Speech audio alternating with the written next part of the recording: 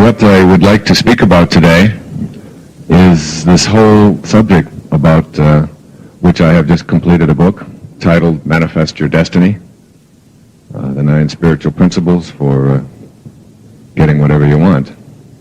And when I set out to write it, I experienced a little more doubt than I really like to admit to, since I've written about how to banish doubt in our lives and to create that knowing within. And yet I was moving in a direction in my life that I didn't even know if I was qualified to write about or capable of producing anything in this area. And it's like my friend Susan Jeffers has a title of a book that I've always liked that says, Feel the Fear and Do It Anyway. And I must admit to feeling a bit of just anxiousness about taking on this subject. Before I wrote Your Sacred Self and Real Magic and You'll See It When You Believe It, all of which were books that sort of got me off of the path that I had been on, which is, if you followed my works over the past couple of decades, you have seen a shift, a transformation, a movement away from focusing on managing your emotions and being psychologically more sound and more centered and not being victimized and all of these kinds of things that are very useful and helpful, I believe. But when you start out and get on this path, things begin to happen in your life. And there were shifts that were taking place. And they started for me when I actually sat down to write Gifts from Icus, which is a novel, a parable that I wrote 15, 18 years ago. And it was really a joke. It was really I was just writing a little funny satire. I started out as a satire. It was based upon a story that I had conceived in my mind of another place, a place where people would be neurotic like we are, except that they had to be because their reality dictated that. And I created this, and it was all for this one, it was a punchline. And the punchline was going to be the last line of the book. And I'll tell you what that punchline was in a moment. And the planet was Uranus, and the place, the woman that was on this planet was, name was Icus, which was just my daughter who had just been born, who is now 15. Her name is Sky. Her name spelled backwards, which is Icus, E-Y-K-I-S. Only I just added in there. And a visitor just went to this planet and saw that they turned on the TV, and there was this woman newscaster, her name was Icus, who was giving the anxiety attack report for the weekend right after the weather. You know, like after the storms come in and you have to prepare for that, she'd say, anxiety will be coming in, you know, and get out your Valium, get out your Librium, because there'll be heavy doses of anxiety coming in on the weekends. And this was a place where anxiety really did attack. And so people had anxiety attacks. And I did this whole thing on guilt is something that you have to have on this planet because it allows you, when you get so much of it, to go into rewind, and then you get to do it over, and so guilt sends you back and gets you to do things over. And then this lady, Icus, this divine being, comes to Earth, and of course she can't figure out why people are neurotic by choice when anxiety doesn't really attack. And being guilty doesn't allow you to go into rewind, and all of these things. And it was just sort of my little satire, just another way of presenting the message. And this is what really got me started on this path. And then she goes back to Uranus, but before she goes, she leaves with the secrets of the universe, these great secrets. And there are 17 of them, and I wrote about each one of them. And she says, as she is leaving, you have a choice to either adopt these and make your world work, or to to live the neurotic life that you're continuing. And then I was going to summarize the book, and I was going to call the book, the title of which was going to be that last punchline, which was, if you want to be happy, get your head out of Uranus, which...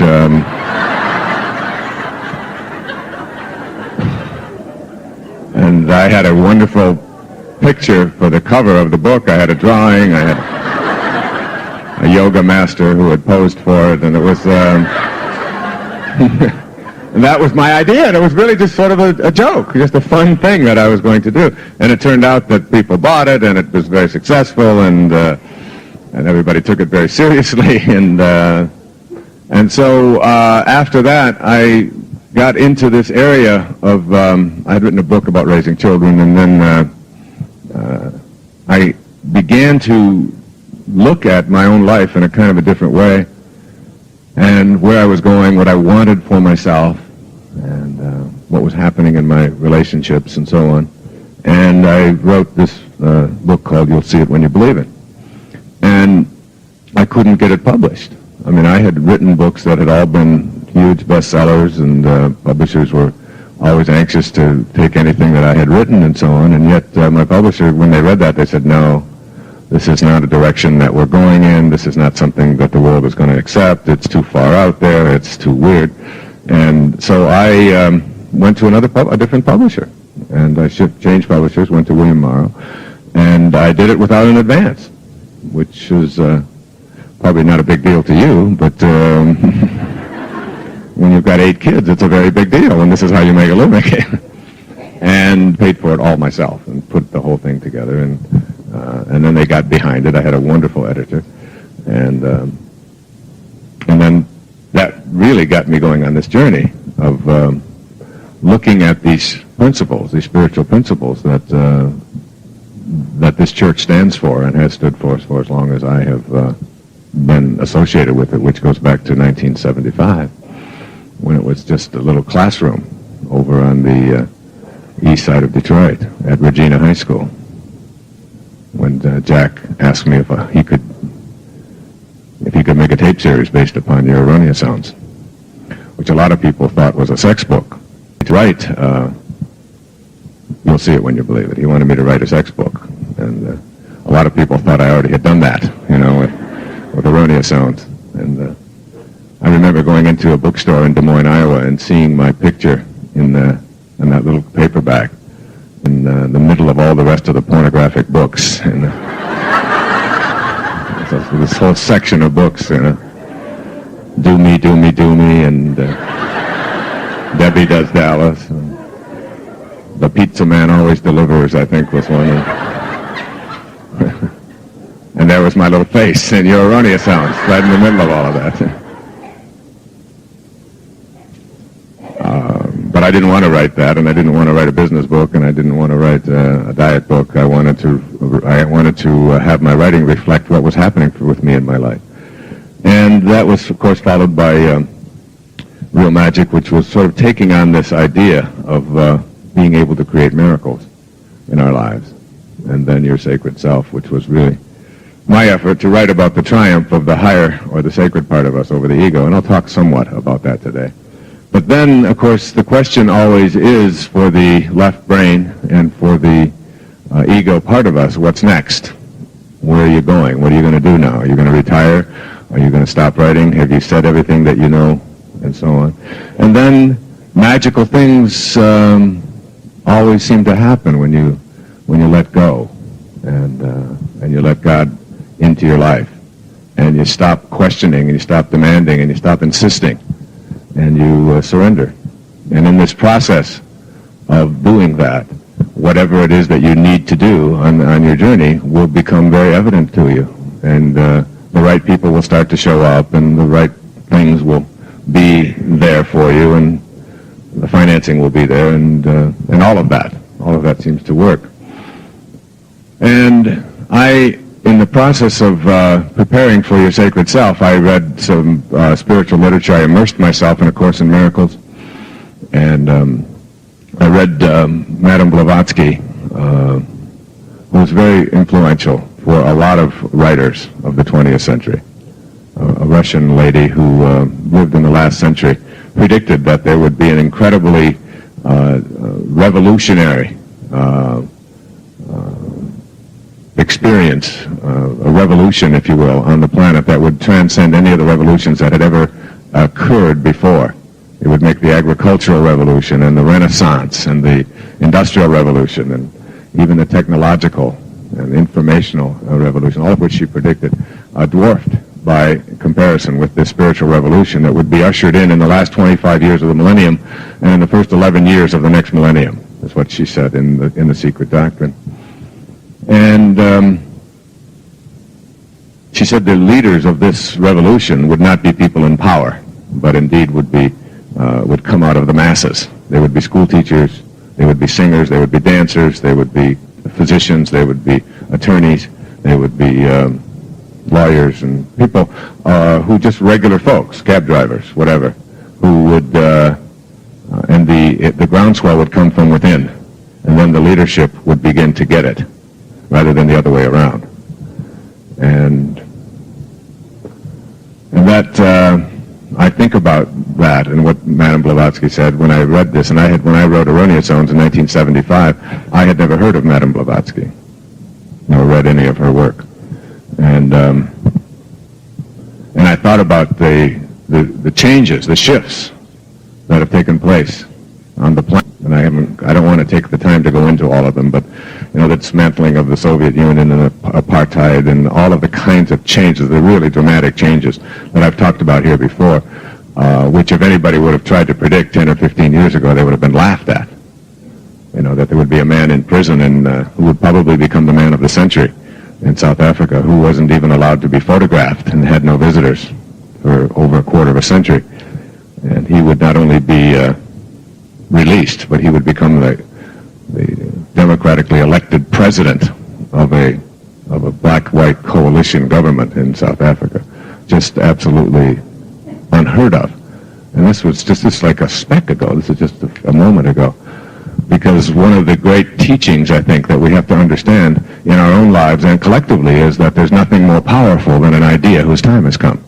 And when that idea is there and it's present and it's fluid and it's allowed to flow, then nothing can stop it. And then I take a look at these changes in reading her work. I think about who have been the spokespeople. I'm always amused in election years when the people who are running for the higher offices proclaim themselves to be our leaders and act as if they really are the ones who are leading us. And I am, and all the commercials are a leader for our times, and this is the person that's leading us. And I always wonder where they ever got the idea that they were the leaders, because they just happened to be in an elective office. It's sort of like if you had a nice home and you had people that you hired to come in and help you out with it and take care of it, and you paid them to do that, and you just said, look, you're our servants. Take care of our home, and I don't want to bother with all of these finances over here. So here's the money, and you take care of this and make sure that everything is running okay. And then after a while, they said, well, we need more of your money, and we're not going to give any of it back to you. And you said, wait a minute, this is my money. And the servant said to you, no, we're going to tell you what you can do with it. And all of a sudden, there's like this whole shifting around taking place in your house, and you're out there working and doing all of the things to make the house work, and you got these other people who you're giving your money to telling you that they're your leaders. And there's like this twisting around of what leadership really is. When you think of the revolution that took place in ancient Greece, who were the leaders of the democratic revolution in Greece? Were they the elected officials? Or who do you think of when you think of Greece? You think of Aristotle, don't you? Don't you think of Socrates? You think of and Plato and the people who wrote down the Hippocrates? I mean, these were not people who were elected to office. I mean, do you look up who was the president of Greece? And who were the leaders of the Renaissance? The leaders of the Renaissance were the Da Vinci's, the De Medicis, the artists, the artisans, the people who were expressing the value of the human spirit in their writing and in their work and in their inventions and so on. The leaders weren't the people who were running for office, who were passing rules. And this whole idea of who the leaders are on the planet today, see, it's like the real leadership shift is going to be in the consciousness that is in here. And there's an awful lot of people, when you go back to 15, 20, 30 years ago, and look at the kinds of changes that were taking place, just like simple little changes, like young men letting their hair grow a little longer, or starting to put an earring in their ear, and things like this. And remember the outrage. I mean, how people were just so freaked out. Oh, my God, they've got hair growing over their ear. I'm very sensitive to this issue, And they're going to wear an earring, and they're going to get a tattoo, or they're going, these were things that we were just so. And now, the same people that were so obsessed with that and so concerned with that, today, they were called. These were sissies. These guys who let their hair grow a little bit long. Remember? And now you watch the National Football League, and these burly mastodons of masculinity have their hair underneath their helmet, and they got earrings and so on. And it's like it's the same thing with the consciousness that this afternoon's seminar is about. It's like the people, the rest of the people, you are the leaders. The consciousness is the leader. And the rest of the people will begin to follow and come along this road, along this path, once we get it paved. But right now it's bumpy. And it's got pebbles on it, and it's a little bit painful and a little bit difficult. And it's a big part of what I want to share with you and talk to you about today. It's like if you want to make the changes in your life that are going to create a higher level of awareness in you, you've got to really, what I call, you've got to leave the tribe. You've got to get out of the tribe. You got to leave tribal consciousness behind, and the tribe is really nothing that you should be angry about. The tribe has been very supportive, helpful in your development, but the tribe is like your immediate family and your extended family and your communities and your organizations, your educational organizations, your religious organizations, your whatever it is, these groups that you're a member of by just the virtue of the fact that you showed up in them. And the question of whether you're going to evolve is not really the issue, because the tribe will evolve. Tribes do evolve. We have our tribe as a people. We have come to a recognition about things like racial inequities, slavery. I mean, it's taken a long time, and there's still a lot of work to do. But there's a recognition that this is just not the way to go, and we're not going to behave this way. And there was an awful lot of people who sacrificed a lot along that path. The shifts away from, for example, world wars as a way of solving our disputes. I mean, the tribe has ultimately come to a conclusion that this isn't going to work anymore. I mean, these things that we are building, these weapons that we're building and aiming at each other, if we ever fire one, we're going to kill ourselves. So we can't even use the weapons that we've created because we all breathe the same air. And the winds will blow back the same toxic stuff we put into the atmosphere that we're aiming at someone else. So we've come to, so the tribe will come, and even with nuclear weapons, I mean, when I first started speaking on this stage, and it's about let's build more and more weapons. I often ask audiences, is there anybody in Russia that you don't like? Is there anybody in the Soviet Union that you really hate? Some commie grandmother over there that just really bugs you, with tennis shoes on, who's got like, signs that protesting or whatever. We spent something like 30% of our gross national product for almost 30 years to build weapons aimed at all of these people. And every audience I've ever asked the question, is there anybody in the Soviet Union that you hate? Nobody's ever raised a hand. So we spent $3 or $4 trillion of all of our gross national product to build weapons to aim at people that nobody dislikes. It's an insane kind of thing that we've allowed to take. It's because we've let the servants, take over and let them believe that they're leaders. And they say, look, they're dangerous. They're going to come after you. This is really bad. These guys are, And the problem is, of course, that we haven't learned to love each other. We haven't understood what the Sioux Indians meant when they said that no tree has branches so foolish as to fight among themselves. And once we get that and know that the tree would collapse were it to have its branches fighting among itself, and that we are all just buds on a tree called humanity. And we're moving in that direction. I mean, we used to talk about how can we build more nuclear weapons, and now we're talking about how can we get rid of them. I mean, but What I'm saying to you is the tribe will evolve at a certain pace. And the question isn't whether you're going to evolve. You will evolve. The question is, at what speed are you going to evolve? If you choose to evolve with the tribe, then you have made a choice to do it very, very, very, very, very, very slowly. And if you want to turn left, and all you want to do is turn left, but the tribe is heading straight or turning right, you're not going to be able to do it. You see, because the mantra of the tribe is, but what will they think? But what will they think? And you have to learn in order to enter into this new territory, this territory of being able to become a manifester in your life, which is what the theme of this seminar is about. Learning to manifest, to be able to place your attention on what it is that you would like to attract and have show up in your life, and know within that it will. To be able to take on the teachings that Jesus talked about in the New Testament through St. John, that even the least among you can do all that I have done, and even greater things. That you have within you this phenomenal power, and it's not something that's external to you, it's something that is within you, and that you can create a knowing about that.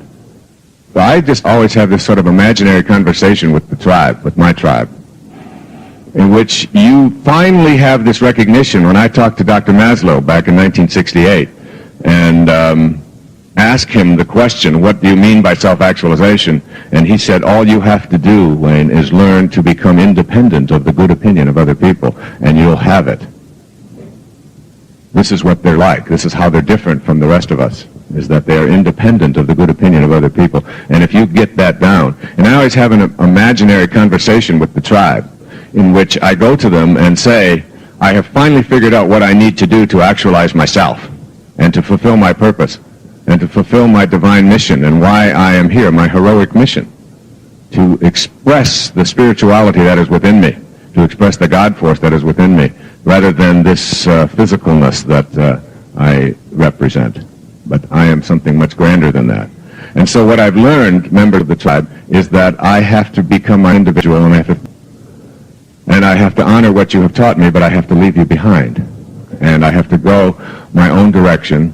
And I know that's not going to sit well with the rest of you, but it doesn't make any difference, because I now know that I have to listen to that inner voice. And even though you're all turning left, I got to make a right turn. And imagine this meeting of the tribal elders hearing this little conversation that you have just laid on them. And what do they say? How do they respond? No way.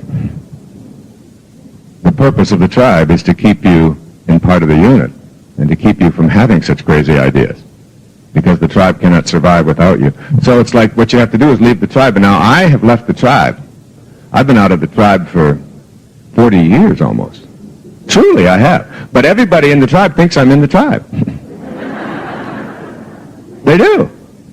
There's not one person in my tribe, whether it's my individual family or extended family, who thinks that I'm not a member. They think that I'm really right with it. But I have nothing to do with the tribe. In consciousness and my awareness, I know that the rest of the tribe doesn't know a thing about turning right. They're not ready to turn right. When they come to a fork in the road, as Yogi Berra said, when you come to a fork in the road, take it.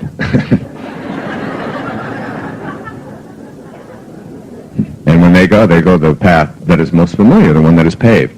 And going in the unpaved path is not something that... So it's like tribal consciousness is something that is very important for you to... A seminar this day is about this idea of manifesting your destiny and coming to a inner kind of awareness that I have within me this power to do that, to actualize. And everything that Jesus said they're capable of doing in ourselves, I am capable of doing. And I am leaning into that. By the time we're finished, hopefully you will have a kind of an idea of how to go about making that happen. I will be talking about what I consider these. But before I get into them, I'm going to share with you the state of mind that I was in when it seemed to me that it was obvious that I was going to now begin writing about this idea of being able to experience what they call in India, what they call in Hindi, Siddhi consciousness. S-I-D-D-H-I, Siddhi consciousness. Siddhi consciousness is a consciousness that you can reach, a state you can reach in your life, in which that there is no time lag between the having of the experience of having a thought and that the manifestation of that into the physical world. That's what Siddhi consciousness is. In other words, it's what, and in the West, it's called Christ consciousness, which is a consciousness in which is described in the Bible as the gift of the ability to feed the hungry from your consciousness, the ability to manifest food, because the awareness of being able to heal, for example, is stronger than the awareness within those who are hungry that they can't be fed. And that power, that internal knowing, becomes so powerful in certain individuals that they can literally shift around and change the rules. Like if I divide the stage for the rest of the day, wherein everything on my right represents the physical world, the world of matter, the stuff that we can experience and see with our senses. That's all over here. And over here to my left represents the world that is the cause of this over here. The force that is in us, that is invisible. That everything that is in this physical world that we see and observe and notice has boundaries and certain experiences and expressions of matter and rules, beginnings and ends, boundaries, laws of motion, laws of gravity, all the stuff that we learn in school is over here. And over here is that invisible divine force. Something is over here that allows this to be this. And these rules over here in this, what we call the spiritual dimension, or the invisible or the unseen dimension, are so strong and so powerful that if you embrace them and come to know them and begin to live them, they can alter the rules over here. They can literally shift these rules around and circumvent them. And I'll talk more about that very shortly. This idea of having within you this ability to go into this world over here and create this Christ consciousness, or this Siddhi consciousness, is one in which you no longer have forfeited your ability to oscillate back and forth between these two worlds. For most of us, it's because our body is really anchored, and our life is anchored over here. And felt, after he read it, that I was a person in the West who could teach this manifesting technique, which we have put out into this CD that Guy was talking about, called Meditations for Manifesting. And it's a meditation practice that you do each and every day, morning and night. And I'll explain it a little bit at the end. Maybe we'll even do a few moments of it for those of you who aren't familiar with it. But what he said to me in this tape and in this letter was, do it. Do it for 15 days. Just practice this meditation and banish and get rid of all of the doubt that you have. And I get tapes like this all the time. I get people sending me, all kinds of stuff. Stick a crystal in your ear, and something great will happen, and other places and other things. I mean, it's I get lots and lots of this stuff. But this wasn't like that, and I listened to it, and I took it home, and my wife and I did it. We went together, and each talked to other people, friends, about it, and so on. And these wonderful, strange things began to just show up. And I thought, this has something to do with where I'm going, And what it really involves is having this is church, Wayne, having the chutzpah to go within and feel that, perhaps the fear that the ego says not able of doing this because we and God are separate from each other. It has to do that in order for it to survive, because the ego's greatest fear is that you'll come to know God and realize that you are God. And God is within you. Define ego as edging God out, EGO, edging God out. And I think it's really a good acronym because it really thrives, this idea, but on believing that you and God are separate. And when I read this information, I began to listen to it, and I thought, I have within me, according to all that I have read, I have within me this power to heal myself and others. And I have within me I mean, I don't really believe that doctors heal people. You know, I mean, you cut your hand and you watch it, and you don't need a doctor to heal it. You just have to watch it, and your nature heals it. Your very essence heals it. It just closes up, and before long, a scab forms. No scab person has to come in and put one on. You know, it just starts healing, and then the scab falls away. And the body is the hero. I mean, and this force, this universal force that's in there is the hero. And so it's like you have that within you, the healing capacity. You've healed yourself thousands of times with all of the little wounds and so on. The reason that most people don't heal in their lives is because they're bonded to their wounds of their past. You know, so you hang on to these wounds that are back here, and you lead with them, and you remind everybody about how horrible your life was, and that you're an alcoholic, and that you're the child of abuse, and that you're a victim of incest, a survivor, and that you lived in an orphanage, and that your father was an alcoholic, and that your mother liked your sister better, and that you got a million. There's a million of them. I got a million of them. Everybody's got a million of them, you know. And we lead with them. And whenever anybody doesn't pay enough attention to us, whenever our ego gets really worked up and we feel that our self-importance isn't being acknowledged by enough people, we just haul it out. We haul out our wounds. But how can you talk to me like this? Don't you know what I am and what I've been through? And very often I'll meet people, and within 10 minutes of being in their company, I know about all of the horrors of their life. And they wonder why they don't heal. Because your biography, of course, becomes your biology, becomes the cell tissue of your life. And if you hang on to this stuff over here, it's like if you had a wound, you cut your hand and you had a wound, and that wound didn't close. You wouldn't let it close. Every time it tried to close, you opened it. No, you ain't closed. No way. I'm keeping you right here. Well, this is something I can really use. I got a lot of power. And you just kept opening this thing, you know. Your body would die. It would just get infected and it would die. Because your nature says, close the wounds. Except when it comes to the wounds of our past, which we understand make us stronger. And are things we had to go through in order to get here today. So, we hang on to these things. And one of the wounds that we hang on to is this idea that somehow I am not trustworthy, I am not valuable, I am a sinner, I am evil at my core, I am not really a genius. I am not capable. I do not have God within me. I don't have esteem. I'm not valuable. And we hang on to this idea. And then when the time comes for us to really, when we have the opportunity presented to us to really move in another direction and to make the changes, we haul out our wounds. And we not only keep ourselves from moving towards this highest level of awareness that I'll be talking about later on, but it also keeps us in a pattern of self-abuse, whether it's physical or mental or emotional. It keeps us stuck back there with things like addictions, with things like depressions, with things like arthritis, with things like heart disease, with things like compulsive eating disorder, with things, like anxiety, and so on. All of this stuff that we think is just stuff that happens to us. And we don't really ever stop and say, thank you for all of this.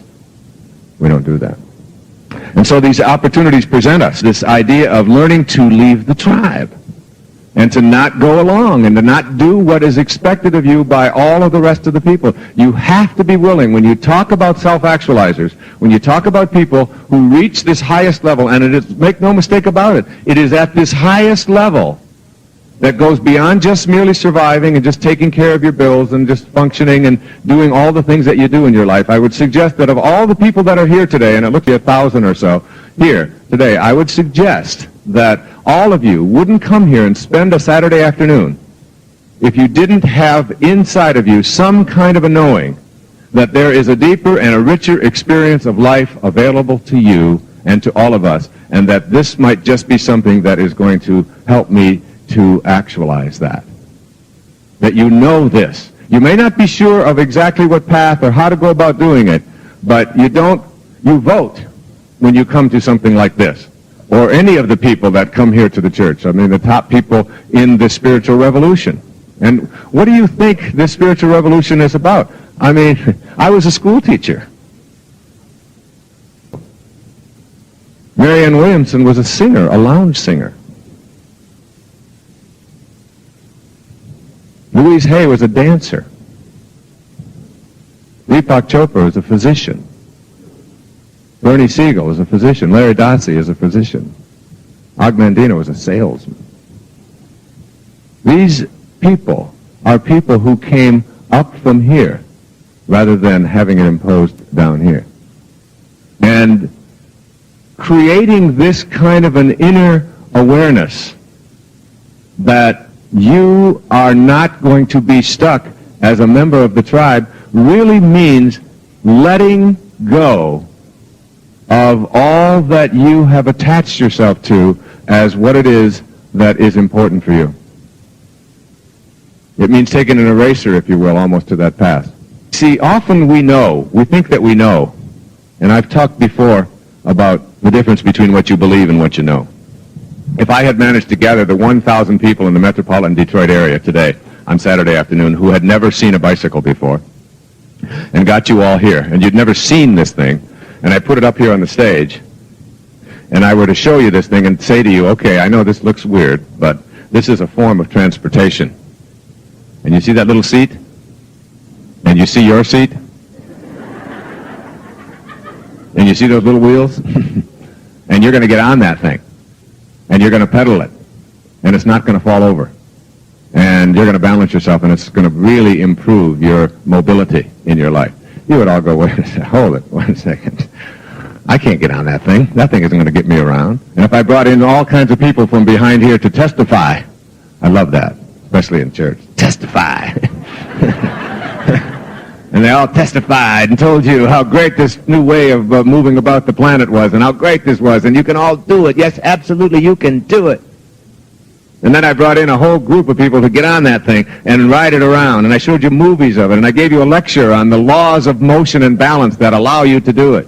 And then I got it on myself, and I rode around the room on it, and then I put it here. I said, okay, one at a time. Come on, get on this thing and ride it. You would approach it always with an element of doubt until you had the conscious contact or the direct experience of it, in which then you would have a knowing. So when I speak of knowings and beliefs, I'm speaking about the difference between having doubt and not having it. And when you have a knowing about something, that knowing becomes so strong that all doubt has been banished.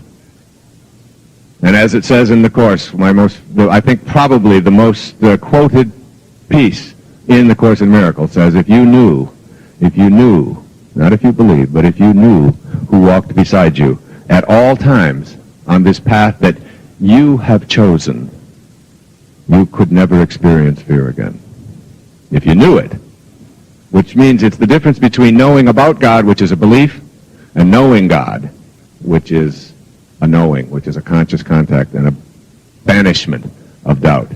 And it is this knowing that you are not alone, that who you are is not that which is stuck over here, but who you are is something much more divine and grand than that. And knowing that, and when you have that knowing, then you can retreat. And as you retreat and let go, you allow yourself to become that manifester. And to understand this universal force, whatever you want to call this universal force, whether it's the divine mind or universal intelligence or the organizing intelligence, but you know that it's in all things. It's not a separate God for you and a separate one for you and a separate one for you. We all know that this universal, which means one, one, this universe, this one song, is in all things and all of us. It is what allows this over here to be. And as you come to know this, you have to understand the implication of that universal intelligence. What does that mean? If it is every place, it means that there is no place that it is not. Right? Which means it does not individualize or particularize into an individual personality. It is just there in all things. If you instantly say that this God force particularizes into an individual, what you're saying is that then there's some place that it's not. If it's in this, but not here, then it's no longer universal. So it can't do that. And as you come to ask yourself this question, if I knew that I had the ability to manifest what it is that I would like to be able to manifest for myself in my life, if I knew this, which is an absolute banishment of all doubt, and I knew that I had this power, what would it be? What would you best? Would you rid yourself of an addiction? Would you manifest for yourself wealth, a healing, a divine relationship, prosperity, abundance, health, a job, a promotion, a child? Whatever it is that you would instantly think of, ask yourself, and then just set it aside, what is it within me that keeps me from doing it? You see, this is really the crux. Everything that you process or perceive to be missing from your life, that you would like to be able to manifest, has within it the same organizing divine intelligence that is in you. So when you learn to manifest, which we're going to do today, and I'll give you those principles, when you are learning to manifest, what you are really doing is aligning your intention with divine intelligence. Or another way of saying it is you are manifesting another aspect of yourself. Of yourself. That divine force that is everywhere is in all things, including that which is missing from your life. So it's really just a matter of how do I get it to show up. It's already here. We are not about the business of creation. Everything that's in the physical world is here. We're in the business of distribution and shifting around and transformation. We don't create new dust, new molecules, new atoms. They're all here. The universe is complete in the physical sense. It's just changing. It's going from one thing to the next, to the next. So that what you are about is just aligning that intention with what it is that you would like to see show up. And there are certain things that you do. And when you do them and practice them and know them, I guarantee it, money back guarantee. You buy that CD, you practice this manifesting meditation, it doesn't work, you send it back to me, I'll send you your money. Because I don't get anything for it anyway. I can't take money for it. That's one of the things I was told. So what I get from that goes to finding a cure for AIDS. And thank you.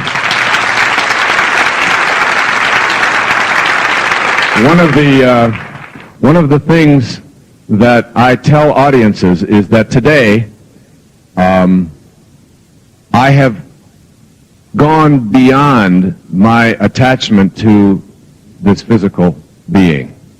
I've left that behind. And my work from here on in is really solely about letting go of my ego and my self-importance. But back to this idea of what is it that we can do to get out of the tribe without letting the tribe know that we've left. The tribe has to understand that they think that you're still a member, and that's all okay.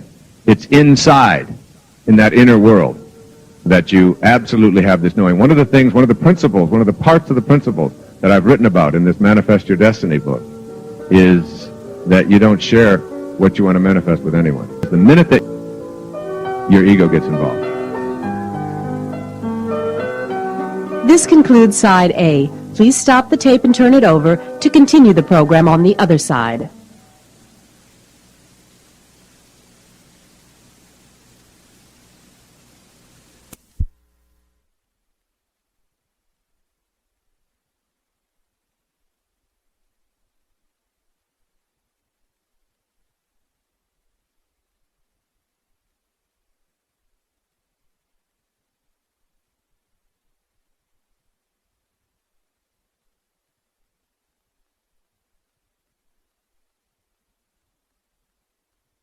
think about this? Oh, this is just a lot of... And all of that kind of stuff stops the flow. It's a very private... It's like every spiritual teacher that I have been blessed to know in my life, you would never recognize. They don't look the part. They don't act the part. They don't dress the part. I had a great teacher at Wayne State University. I think the best professor that I ever had. His name, I don't know if any of you ever had him, his name was Fritz Radel. R-E-D-L. Anybody know that name? Anybody? One, two. Did you have him at the school? Yeah. He was a contemporary of Carl Jung in Austria. A great teacher. And I had him for a doctoral seminar at Wayne State. And you had to put your name in. He would teach a class, just like on Wednesday evenings. And it's like, I didn't bag groceries ever on Wednesday evenings, because I was always in Dr. Radel's class. And there would be like 2,000 people in the class. Everybody would sign. Everybody that could, get in. He would come in and give these fabulous lectures. And then he would also have this seminar for doctoral students. And you had to reach a certain level, and you had to apply, and you had to figure out how to get in. And there would only be 7 or 8 or 10 at the very most who would ever get into this. And each week we would come in and we would present different projects, and he would discuss it with us. And he wrote books like, they probably have some of his books here, Controls from Within. Brilliant man, wonderful soul. I don't know if he's still living or not. And he came into class, and he talked about, he was a very close friend of Dr. Maslow. And Maslow did the same thing. He would present to us this little scene, this little scenario. Say a self-actualizing person, a person who's living at this highest level, comes into a dinner party. And everybody at the dinner party is dressed up in formal attire. Black tie, fancy gowns. And this person shows up dressed like I am today. Pair of sneakers, pair of jeans, and a shirt. Baseball hat. What does he do? And he said, write about this for 15 minutes. And each one of us wrote for 15 minutes, trying to prove that we really had this down, He wouldn't pay attention to it. He wouldn't be bothered by it. He certainly wouldn't go home and change. He wouldn't allow this to be something that would upset him. He wouldn't draw attention. All of this kind of stuff. We would all write about how this person would act. Just he would ignore it and so on. And Fritz said, in his heavy Viennese accent, he said, none of you got it. You all missed it. He said, the answer is, he wouldn't notice. He wouldn't notice. The people that I am speaking about, and as I speak to you today about this business of that what you desire desires you, that what you want wants you, that what you feel is missing, you can attract into your life. The people who are capable of doing this, the great city teachers, the Christ consciousness livers, are those who don't notice appearances, are in a different world, and don't need to prove anything to anybody else. And they go with that inner conviction, and they know, and they're open to it. And they know that there not only are other dimensions of reality available to us, but they know how to not just peer into them and look, but how to enter them and live in those dimensions. And they are very private, and you can't find them. They're not available. They live in a sort of shadowy world without any need to prove anything. They're beyond that. And that's something that you have to adopt. Even though you don't have to do it, you don't have to go home and become a secret person and get rid of everybody in your tribe and say, all right, I've had it with all of you, You don't do that. But you take this as a very private matter between you and this divine force that is God. And in order to do it, you have to stop being what is called a cookie thief. You know what a cookie thief is? Here's a poem written by Valerie Cox. called The Cookie Thief. A woman was waiting at an airport one night with several long hours before her flight. She hunted for a book in the airport shop, bought a bag of cookies, and found a place to drop. She was engrossed in her book, but happened to see that the man beside her, as bold as could be, grabbed a cookie or two from the bag between, which she tried to ignore to avoid a scene. She munched cookies and watched the clock as the gutsy cookie thief diminished her stock.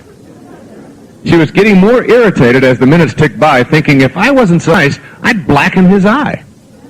With each cookie she took, he took one too. With only one left, she wondered what he'd do. With a smile on his face and a nervous laugh, he took the last cookie and broke it in half.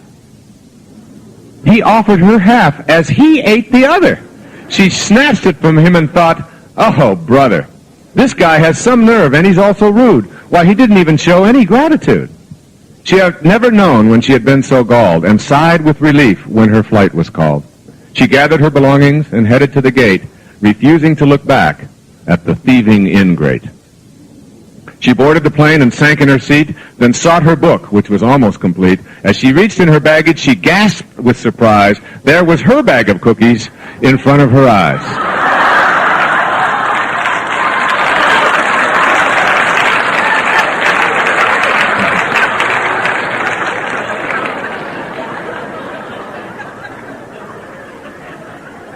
If mine are here, she moaned with despair, then the others were his, and he tried to share. Too late to apologize, she realized with grief that she was the rude one, the ingrate, the thief. Now, all of us are cookie thieves in some capacities in our lives. And we have to really guard against knowing something to be what is the reality, having that as our internal world, and not being open to other possibilities. And the possibilities that I'm speaking about here involve understanding that the sacred or the divine part of you wants something very different than this ego part of you. There really are two of us in each and every one of us. One, of course, is the ego. And this ego is just an idea. You'll never find it in an autopsy. It's not anything you'll ever experience in the physical world. It's just an idea. And this idea says that who I am is special and important. And who I am is separate. Mostly who I am is separate from. And who I am is absorbed in my self-importance. And who I am is insane, because insanity is defined as believing that you're something that you're not. And this idea that we carry around of our separateness, it says over and over again that where I leave off is where you begin.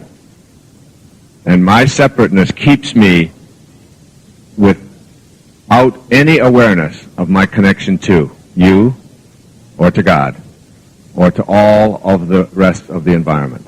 It's the separation that this idea has. And it is what keeps you in a state of turmoil in your life. It's not bad, it's not evil, it's not wrong. It's just the idea that somehow the tribe has taught you, and you have taken on this idea that somehow you and the rest of us and God are separate identities. And then there's another part of you. And this is the sacred part of you. And this sacred part of you, what I call the sacred self, what some call the higher self, only wants one thing. It only wants you to be at peace. It doesn't care if you're right or if you're wrong, if you're good or you're bad, if you get a lot or you get little, how much you have, who you're better than, who you defeat, how old you are, how young you are, what color you are, what sex you are. It is not interested in any of that. That's all the work of the ego, the idea of your separateness and your individualism. This part of you, this sacred higher part of you, only wants you to be at peace. I returned this year from a 2-week trip to Australia in the last 2 weeks of June with John Gray. We each did a half-day seminars together, you know. And he talks about us men and women as being not only different from each other, but from different planets, right? Mars and Venus and so on. And he's very good. And he offers a lot of wonderful suggestions for really improving relationships. And then I talked about, my theme was, your soulmate is the person you can't stand. Now, I want to explain that. Because, you see, there's a lot of you who are not on your path. You know, they're not even on an entrance ramp to your path, right? They're not going to be on your path. They're never going to get on your path, even though you buy books and leave them around and get tapes and put them in their car and set it to the exact place that they need to hear and all of that. They just keep showing up and showing up, and you can't get rid of them. And you decide to separate from them, or you get them away from them, and you say, don't call me, and I'm going to change my phone number, and 2 months later, you're right back there with us, like in Waterworld. Remember Waterworld? When Kevin Costner becomes this, he's the guy with the gills and so on, and Dennis Hopper is this guy that, you know, and Kevin Costner just keeps showing up and bothering this guy who's trying to conquer the world, or whatever he's doing in Waterworld. And he looks at Kevin Costner and he says, you know, he said, you're like a turd that won't flush. You know, you just keep coming back. You've all had that experience, haven't you? You just go, still there. Just keeps coming back. Turns, and there it is, right? It's not real metaphysical, but it's a wonderful way of explaining it, you know. And by the way, that divine force is in those turds too. Don't think it isn't. It's in all things. So it's like there are people like this in your life, right? And these people are really like in your life, in your face. And you think that they don't belong there, that somehow you'd like to get rid of them. And the truth is that these are your soulmates. Now, people come to me and they say, I finally found my soulmate. Oh, God, this is so wonderful. We both think alike. We both act alike. We both like asparagus. We pee at the same time. He goes to say something, and before he's even got it out, I say it. I'm thinking about him, and he calls me on the telephone. We both vote for the same people. We read the same books. We read the same magazines. We like to go to the same movies. We go to bed early. We get up late. This is my soulmate. I say, you got 3 more weeks, maximum, with this thing. Max. You don't want a soulmate. You want a mirror, right? And enough of looking at what you already are already, you know? I say your soulmate is the person you can't stand. Or the person that you have difficulty in understanding. See, here's the key. My teacher said very clearly, directly to me, very clearly, Nisargadatta Maharaj, 15 years ago, very clear. Enlightenment is being immersed in and surrounded by peace in your life. Enlightened people, the people that you meet that are truly at that enlightened state, are people who are able to express peace, immersed in it, send it out, receive it back, at all moments in their life. And when someone asks, you know, they've asked me, well, what's the difference between these highly enlightened people and the rest of us? Is it that they have unconditional love and we don't? I said, no, that's not the difference.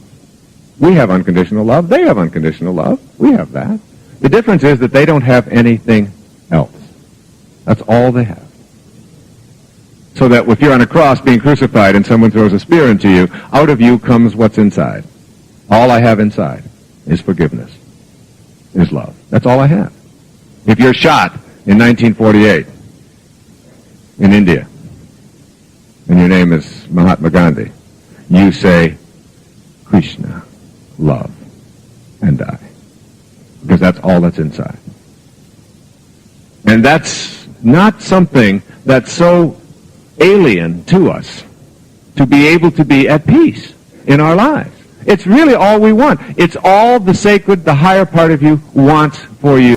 In A Course in Miracles, there's this wonderful affirmation. If you don't get anything else today, get this one down. All right? It says, in this moment, it says, I can choose peace instead of this. I can choose peace instead of this. What a great reminder. You know? You're just ready to explode, and you stop yourself and say, I can choose peace instead of this. So there are essentially two paradigms that I need to talk about. I've talked about before at some of the seminars I've done here. I've written about in Your Sacred Self. But in order to be able to understand manifesting, to be able to manifest, you are really understanding this idea that the person in your life who is able to push the buttons that sends you into a frenzy, somebody else could push the same button and you react with love, but that person pushes that button and off you go, and your ego instantly enters into it, and you need to make them wrong. This could be your spouse, this can be an ex-spouse, this can be a lover, this can be one of your children, this can be a mother-in-law, this can be anybody. It can even be a stranger. And they push that button, and you go into a frenzy.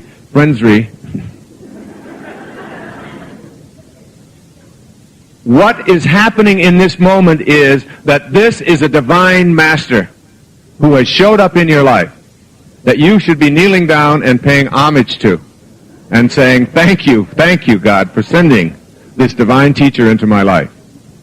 I know your ego is really having a tough time with that. But what is happening in this moment is, here is someone who is teaching you in this moment that you have not mastered yourself yet. That's what they teach you in this moment. And that is your soulmate. That is the person that you need to be able to send love from a peaceful inner expression that says, I could choose peace instead of this. And when you are in a relationship with that person, and they push the button, and you are able to be at peace, truly at peace, not acting. Now these great spiritual teachers come disguised as manipulative, cunning SOBs very often. And there's only a few of them in the whole planet. But they move around a lot. Right? And they got a lot of disguises. But until and the test for you to be able to do this is very, very simple. It's a very simple test. Something you can work on when you leave here today. You can work on it the minute that you walk out of here with that one that won't flush. Who keeps coming back. When you have the choice to be right or to be kind, you pick kind. You pick kind. The higher part of you says, be at peace. When you're at peace, you react with kindness. The ego says, be right. It's much more important to be right. Why do you think I subtitled this book, Making the Decision to Be Free? You are only free when you lose your self-absorption, your sense of separation from those that send you into those frenzies, and your sense of separation from God. Because God is that divine organizing intelligence that is in all things, including this person who is pushing these buttons and keeps showing up. And they come disguised.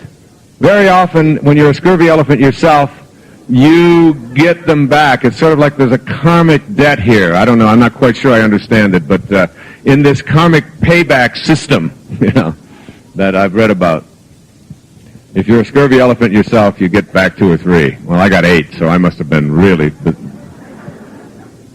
And I have one that is really the queen. Her name is Serena. And Serena is 11 years old. And she is my divine master. I pay homage to her every day. Serena, thank you. Thank you. Thank you, Serena. Thank you for showing up in my life. I follow her around with a pad. I say, come on, say something stupid. Come on, I need material. I said, get out of here. Will you get out of here? The only thing that I made a mistake with Serena, the only mistake I've ever made is when we named her, Serena is not appropriate for her. And she's great. I mean, she's like the real test, the great love of my life. But boy, oh boy. I mean, she said, you know, there's a rumor that you actually wrote a book about how to raise kids. Is there any truth to that?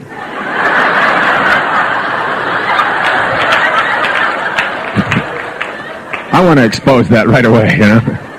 That's how she talks. It's like, you know, with the leg going up and down and the eyes roll back and the head. I said, you know, you could come to my seminar. I'm giving a seminar right down there. I said, people actually pay to hear me speak.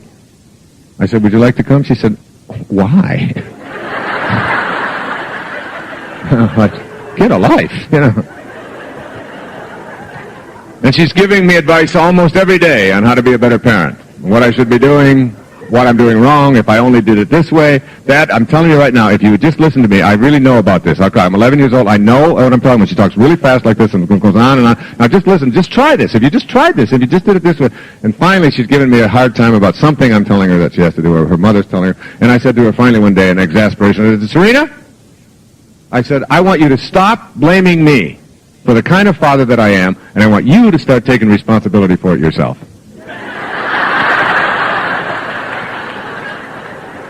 And she looked at me. This is the truth, exactly. She looked at me and she put her leg out like into her posture, you know. She said, you want to run that one by me one more time?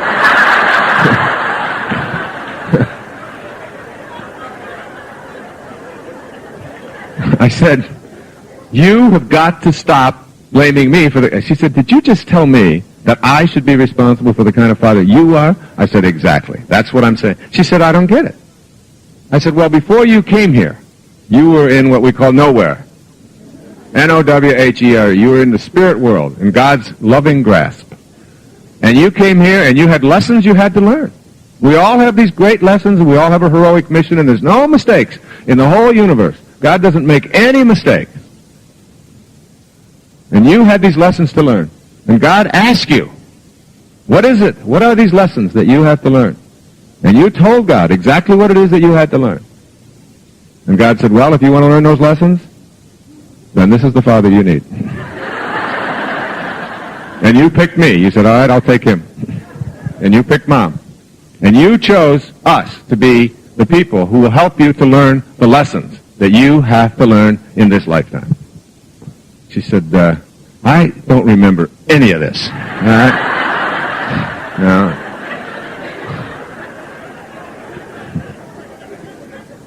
I said, your memory is not a good indication of whether what I'm saying is true.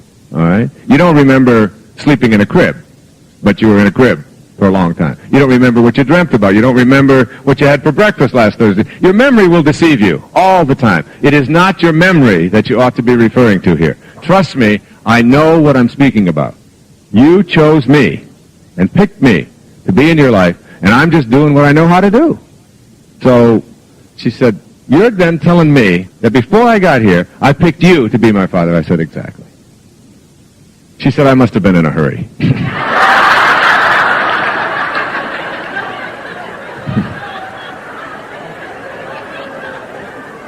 I said, when you're making important decisions like this, don't rush through. One of the things I've been telling you all your life.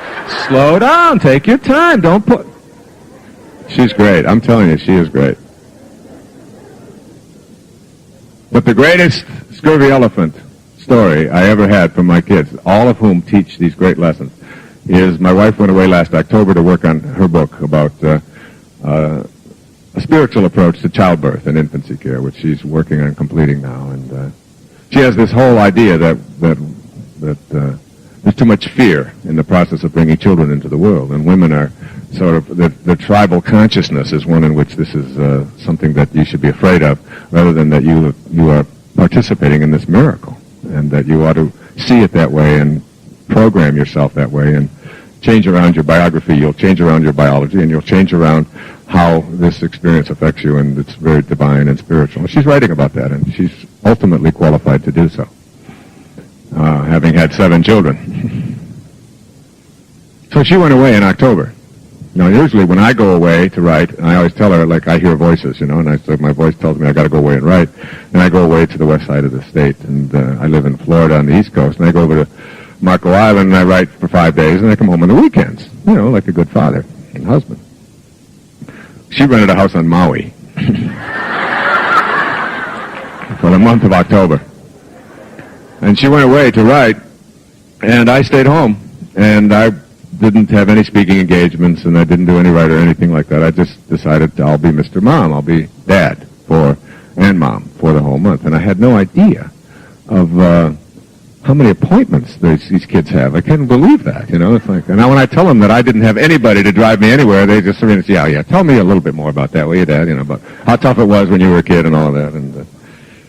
And they have lessons, and they have 4 different schools that they go to, and they have to be picked up at different times, and they have piano, and they got singing, and they got this and tennis and horseback ride, whatever. I don't know. There's 1,000 different things that they got to do and where they've got to be, and they got to go shopping, and they got to buy, you know, all kinds of feminine things and so on. I mean, it's just I got to go take them for all of this stuff, and so I hired 3 more people to help me out while I was there. Not that I needed them, you understand. I mean, I could handle it, but. So I had taken I usually get up around 4 a.m. and run for a couple of hours every day. I've been doing it for a long time. I'm in this program called The Zone, Enter the Zone, and I've been doing that and endorse it and feel very wonderful about it and balancing your intake and exercise and all of that. I've been running for over 20 years now, every day. I mean, every day. And, so I get up early and I run, and I usually do 10 or 12 miles. And then I come in and I take one of my daughters to school, and I come back, and I was making breakfast for them. My wife makes waffles for them in the morning. So I decided to help out with the waffles, only she uses this machine and all of that. I just use a toaster. It's a whole lot easier. They're frozen, you stick them in there, they don't know the difference, is it? And it's not easy, because some like them darker, you know, and some like them lighter, and there's a lot of decisions that have to be made. And I'm having breakfast, making breakfast, and they're behind me at the table behind me, the 4 of them. Summer, Serena, Sands, and Sage, who all go to this elementary school. And I've got one in pre-K, and another one in 8th grade, and one in 3rd grade, and one in 5th grade. And 2 in college, and 1 in graduate school, and 1 out, all right? So, I'm making breakfast and having a good time, and I feel great. I've run, and I feel terrific, and I've balanced all my protein and carbohydrates, and I'm feeling terrific. And all of a sudden, I hear Summer, my 13-year-old, say to Serena, who's sitting behind her, she said, if you didn't have any feet, would you wear shoes? And Serena looked at her like, you know, that, what? What kind of a question is that? Of course not. She said, if I didn't have any feet, would I wear shoes? Of course not. How could I wear shoes? And Summer looked at her and said, well, then, why are you wearing that bra? She said, whew.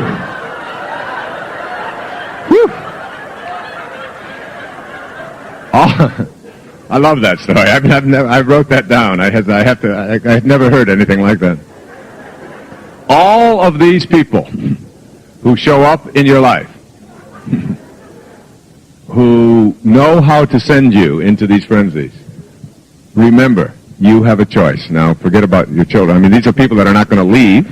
These are people who are going to continue to show up, and you have a choice. And the choice always is to be right or to be kind. Just start practicing being kind. Just start it. Start it as a program. Just as you're about to react, just as you're about... You see how free you would be. I always tell audiences, imagine you were so free that you didn't have to think about yourself for a whole day. Imagine what that day would be like. How free you would be.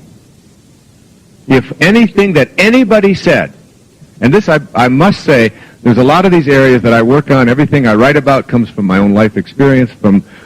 I go where I'm sent. I teach what I'm told to teach. I go within and listen to that voice, and I let it come out. And I must say that the thing that I think I have gotten the best at is this business of being in a place where I can be kind rather than right most of the time in my life. And when my wife and I made that commitment to each other, that we were going to work at being kind rather than right on the daily little things that you find as irritants in most relationships, if you can just get that out of it, you transform the relationship. And it doesn't take 2 people to do it. Forget that. The minute that you tell yourself that if I do it but they don't, then it's your ego again saying this doesn't work. How people treat you is their karma. How you react is yours. And so you make that choice. And if that choice to be kind is continually, remove yourself from that relationship. Kindly, with love. But you can literally almost always transform it. Love is the glue that holds virtue. Paradigm. The paradigm of getting out of the tribal consciousness which says being right is more important than being kind. The second and probably toughest one is this business that I talked about earlier of being willing to be God. Most of us are not willing to be God. And this is a tough one for all of us. And we have to learn this. Probably it's the greatest lesson that we have to learn as we incarnate into our human awareness. This somehow figuring out that who I am is sacred and divine. You see, I think essentially what operates in our universe and what the tribe has taught us is that there are two theories of nature. And one of these theories will allow us to become a manifester and attract to us what it is that we would like to have. And the other prohibits it because it interferes with the flow of the universal force. The first theory of nature says that the universe is a monarchy. And as a monarchy, there is a king. And the king is in charge. And this king, we can call by many names. Call it God. And so God becomes something that is separate from us. We are the subjects of this king, that is the monarch. And because the king is separate from us and better than us, this divine right of kings, remember? Our country was founded on abolishing that kind of a notion. Well, this idea somehow says, this theory of nature, this first theory of nature that I'm presenting here, as the universe as a monarchy, says that who you are is inferior to this God, this monarch. And not only are you inferior to it, but you are, at your core, untrustworthy. Because you are conceived in sin. There's something basically at your core wrong with you. And this theory also says that because you cannot be trusted, you have to rely upon this thing outside of you that you are separate from in order to sustain yourself. Where it came from is very bizarre. It has nothing to do with the spiritual literature, what we are taught by the great spiritual teachers. If you read the New Testament, there's nothing about that in there. But that's sort of what has happened because egos have come along and said, being separate is more important for us to be able to control you, if you are thought of as being inferior. Now, the problem with this first theory of nature, ladies and gentlemen, the problem with it is that if you subscribe to it, you will always be lost. And most tribes subscribe to it. God is seen as a male, generally a white male, generally a white dead male in heaven. That's how we see it. That's what this theory says. And you will be lost because it says essentially at your core you are not trustworthy because you are separate from that which is divine. And if you are not trustworthy, and you just determine that you're not trustworthy, you can't even trust in your untrustworthiness. Because it's coming from act upon, when you basically get down to where is this coming from, it is coming from an untrustworthy source. So you can never, ever actualize yourself.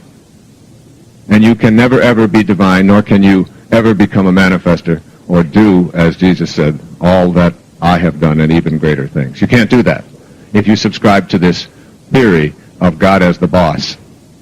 And the only one who really knows is the boss's son. And the boss's son is different from you. You are not the boss's son. All right? That's one. Second theory of nature says that God is not a dead white male in heaven, but that God is a universal intelligence that flows through all things, and at its core it is love, and it does not judge, and it is everywhere, and it is available, and it is inexhaustible, and it does not born, and it does not die. It is eternal. When Lao Tzu, the great author of the Tao, when Jesus, when Buddha, when Zoroaster, when all of the great spiritual teachers, Muhammad, all came down the road and were asked the same question. The question was, what is real, Master? What is real? They all responded with the same answer. That is real, which never changes. Which never changes. So what you're looking for is the part of you that is eternal, that never changes. When I finished writing Manifest Your Destiny and these 9 spiritual principles, and I must say, it was very much like being back at Pershing High School. I sat down with my connection to God and my feeling of what I wanted to write about, the tape that Guruji had sent me, having done this manifesting for several months now, and knowing that I wanted to write these principles and to keep them clean and clear and concise with no extras in it at all, tight as could possibly be, and I didn't know how many there were or which one would follow which. And as I meditated and allowed it to flow and allowed it to flow and just surrendered, it all became very clear. It seems to me that there are really 4 pathways to mastery of anything in our life. The lowest, or the first pathway, is called the pathway of discipline. If you want to go out and learn to hit a tennis ball, you just go out and you hit it, and you hit it, and you hit it, and you hit it, and you hit it, and you just practice, practice, practice. If you want to learn how to hit a golf ball, if you want to learn how to dance the Macarena, whatever it is that you want to learn to do, you go out there and you have discipline, all right? Then the second pathway is called the pathway of wisdom. And this is where you now begin to apply the intellect to the discipline, which is what we do in school. We stop. It's only the second pathway, but we think that we're educated when we have the discipline and we have the wisdom that goes with it. Now you learn how to put topspin, now you learn how to slices, now you learn how to hit an overhead, how to hit a lob, how to hit a drop shot, how to plan your strategy, how to get your opponent out of position, how to do all of the things that it takes to win at tennis or at golf or at dancing or at playing the piano or whatever it is that you're learning to do, including spiritual awareness. That's the second path. But there are a couple of other pathways as well, and I'll share with you what they are as this afternoon unfolds. But this idea of thinking that just because I have discipline and wisdom that I now have mastery is absurd, and it's where schools almost always stop. Because you've got to go way beyond just applying your intellect and applying your discipline. You have to move into another dimension, if you will, and understand what is called the third and fourth pathways to mastery, which I'll talk about very, very shortly. So when I sat down and did this, I had the discipline and I had the wisdom, but I didn't have what else it took until I was able to meditate and go within and discover it. And the way that I want to present this business of being willing to be God is, as I've often said, I think of God as like the ocean. And I think of myself as like a glass. And I take this glass and I dip it into the ocean. And when I dip the glass into the ocean, I ask myself, what do I have here? And what I have, of course, is a glass of God. And it's not as big, and it's not as strong, and it's not as omnipotent and not as omniscient, perhaps, but it is still God. And just like a wave on the ocean is what the ocean is doing, you are what God is doing. We have to know this. And if you take a drop of water out of the ocean and you put it over here, and you say, okay, this is a piece of God, but it is separate from this ocean, what can it do? It just disappears, doesn't it? It just dissipates. It has no strength. It cannot accomplish anything that it can't sustain life, this little drop of water. In order for it to sustain life, it has to be connected to, not separate from, its source, doesn't it? And so the same is true of us. As long as we are in ego minds which convince us that we are separate from this, that first theory of nature that I've just described, as long as we see ourselves over here, and we do, because the tribe has taught us this, because thinking of yourself as God is perhaps the greatest criticism we can give to you. When in fact, if you don't understand that you are divine, and that you are connected to, you are a piece of God, you are what God is doing.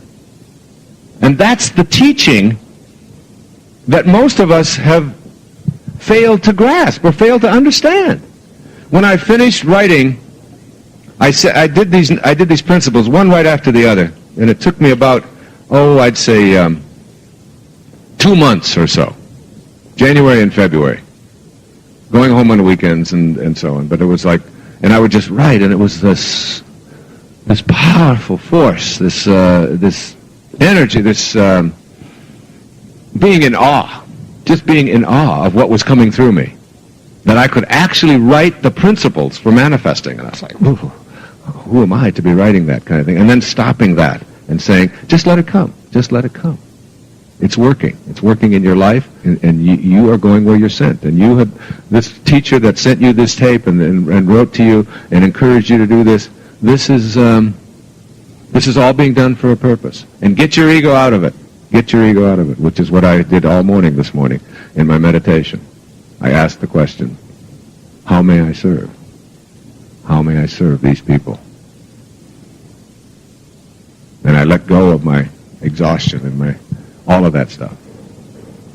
I remember reading Siddhartha and going through the process he was going through of his awakening when he discovered suffering. This was the story of Buddha as a young man, and he had been fasting, and he had been fasting for something like 50 days. And his friend Govinda finally said to him one day, he said, Siddhartha, he said, what good is fasting? And Siddhartha replied with one of the great responses in all of literature, I can laugh at hunger. He was making a distinction between that which was hungry and that which was laughing at it. This concludes side Of the room, this side of the stage, is my right-hand side, that which is the material world. And this side over here is that which is able to notice it, which is observing it. You can do the same with fatigue. I can laugh at fatigue, because I am not that which is tired. I am not that which is hungry. As this woman said to my teacher, Nisargadatta, when she had cancer, I suffer so. He said, you do not suffer. He said, only the person you imagine yourself to be is suffering. And so you come to an awareness that this world over here, when I was this little boy, 3 or 4 years old, and I was living out in Mount Clemens at 231 Town Hall Road with this lady, Mrs. Scarf. And my brother Dave was with me. We had a pathway that would lead up to the house.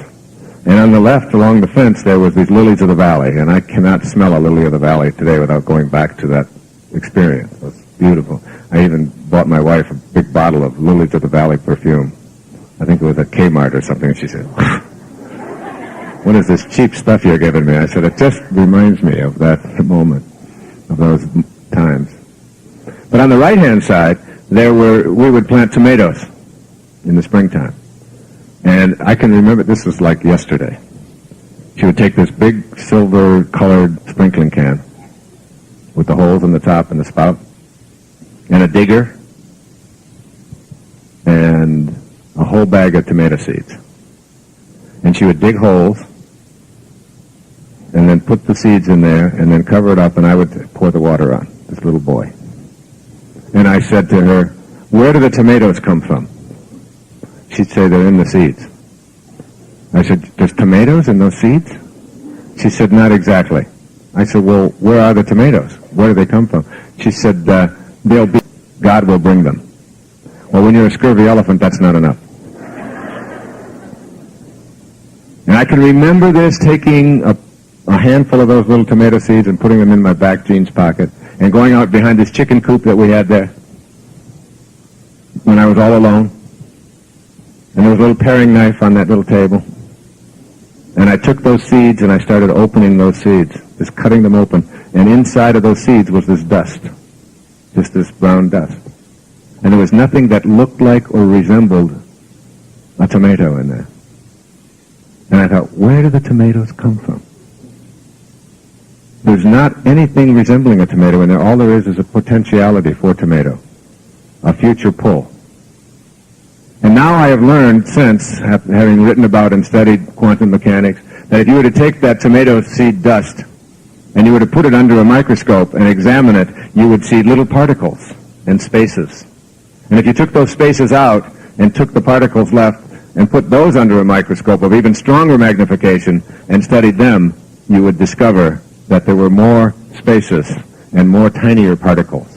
And if you just kept doing that ad infinitum until you got to the very last and the tiniest particle, past molecules, past atoms, past electrons, croutons, whatever else they have in there, protons, all of the stuff that's in there that you memorized, past subatomic particles, smaller yet quarks, and looked at the tiniest ones and put them in particle accelerators and slammed them together and took those particles and put those under an atomic microscope and just kept doing it. Eventually, what you discover is there is nothing there. There is no thing in that tomato potentiality. It's just an energy. And that is what is the cause of everything over here in the physical domain. That energy. And all of us, because of our tribal consciousness, have made a decision that we don't know how to get into this world over here. We forfeited our ability to be in this world, which is the world of co-creation, which is the world of manifestation, which is the world in which from here we no longer are at our physicalness. We're at something much grander than that. And when I finished this manuscript, and I was in this incredible state of awe and bliss at having been able to just sit down at a typewriter and allow it to come through me with very few quotations and no case studies and none of the things that we call filler in the publishing world, where you make the book a little thicker by adding stories and so on. This is just like straight, this is what manifesting is about. I challenge myself to write it. Here's principle 1, here's principle 2, up through principle 9. And I sent the manuscript in, and my publishers were very content and happy and excited, and they showed me a design, and the book is going to be coming out, and they're very happy and so on. But they said, you don't have a display quote. A display quote is a quotation that you put at the beginning of the book that sort of summarizes what the book is about. You'll see it when you believe it. I had that quotation from John Quincy Adams about his body, and I am not my body. John Quincy Adams as well, but the house in which he lives is becoming dilapidated. But John Quincy Adams himself as well, thank you. And then he died. And as I looked at the display quotes in my own books, in Real Magic, it was a poem from Samuel Taylor Coleridge. The poem said, what if you slept, and what if in your sleep you dreamed?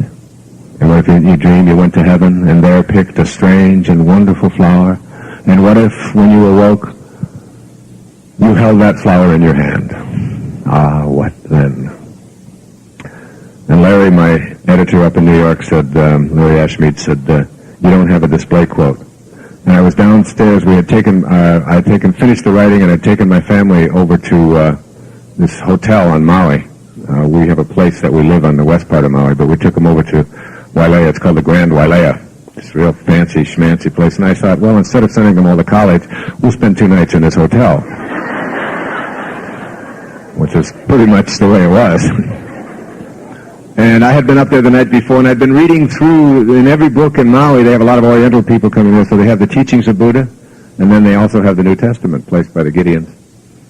And I was reading the teachings of Buddha, and then in there's this wonderful quote, and I went back up to the room, and I wrote it down. It says, "The only effort of any intelligent person in this world should be the first and the foremost thing, how to know something which cannot be destroyed by death."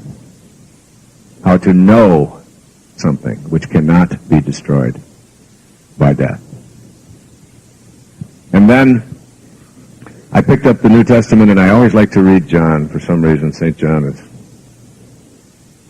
was a scurvy elephant himself, I think.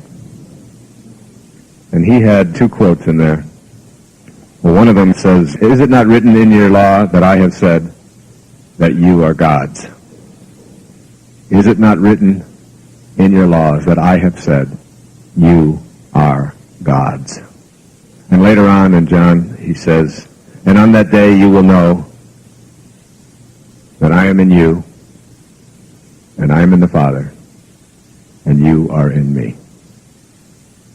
And those were the quotes that I placed at the front of the book, those two quotes.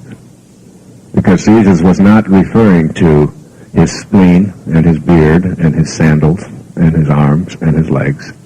He was referring to that which is in you and in the Father and in me. And how we misinterpreted, how we've taken this idea somehow and adopted this first theory of nature, which says that no, I am separate and inferior from that, and bought into that whole ego-driven thing that has caused so much division and so much sorrow and pain and suffering in our world, because we don't know. When St. Paul was in prison, chained to a Roman soldier after the crucifixion, writing to the Philippians, these people, to tell them about the ways of Christ, his words in Philippians 2, verses 5 and 6 were this: "Have in you," he said, "the same mind as Christ Jesus, who being in the form of God, did not consider it robbery to be equal with God." To be equal with God. The two paradigms to transcend, to reach the stage of becoming a manifester, include taming the ego. Rabindranath Tagore, a great Indian poet, won the Nobel Prize for Literature in 1927 with a collection of poetry called the Gitanjali, has this conversation with God. And he says, "I went out alone on my way to my tryst, but who is this me in the dark? I step aside to avoid his presence, but I escape him not. He makes the dust rise from the earth with his swagger. He adds his loud voice to every word I utter. He is my own little self, my Lord. He knows no shame. But I am ashamed to come to thy door in his company."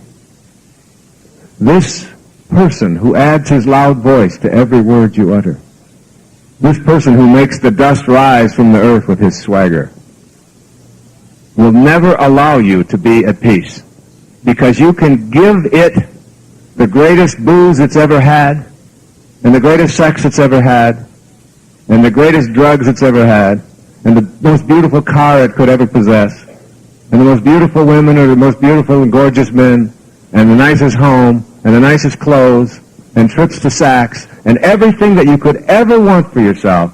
You give it that and give it that, and the next morning, after it's all worn off and you wake up, it will demand a whole new list. It is always, always asking for more. It lives on the premise that more is better. And it's why I call it a counterfeit freedom, because you never get enough. But when you know how to choose peace, when you are at peace in your life, this thing that keeps saying, yes, but I am so important.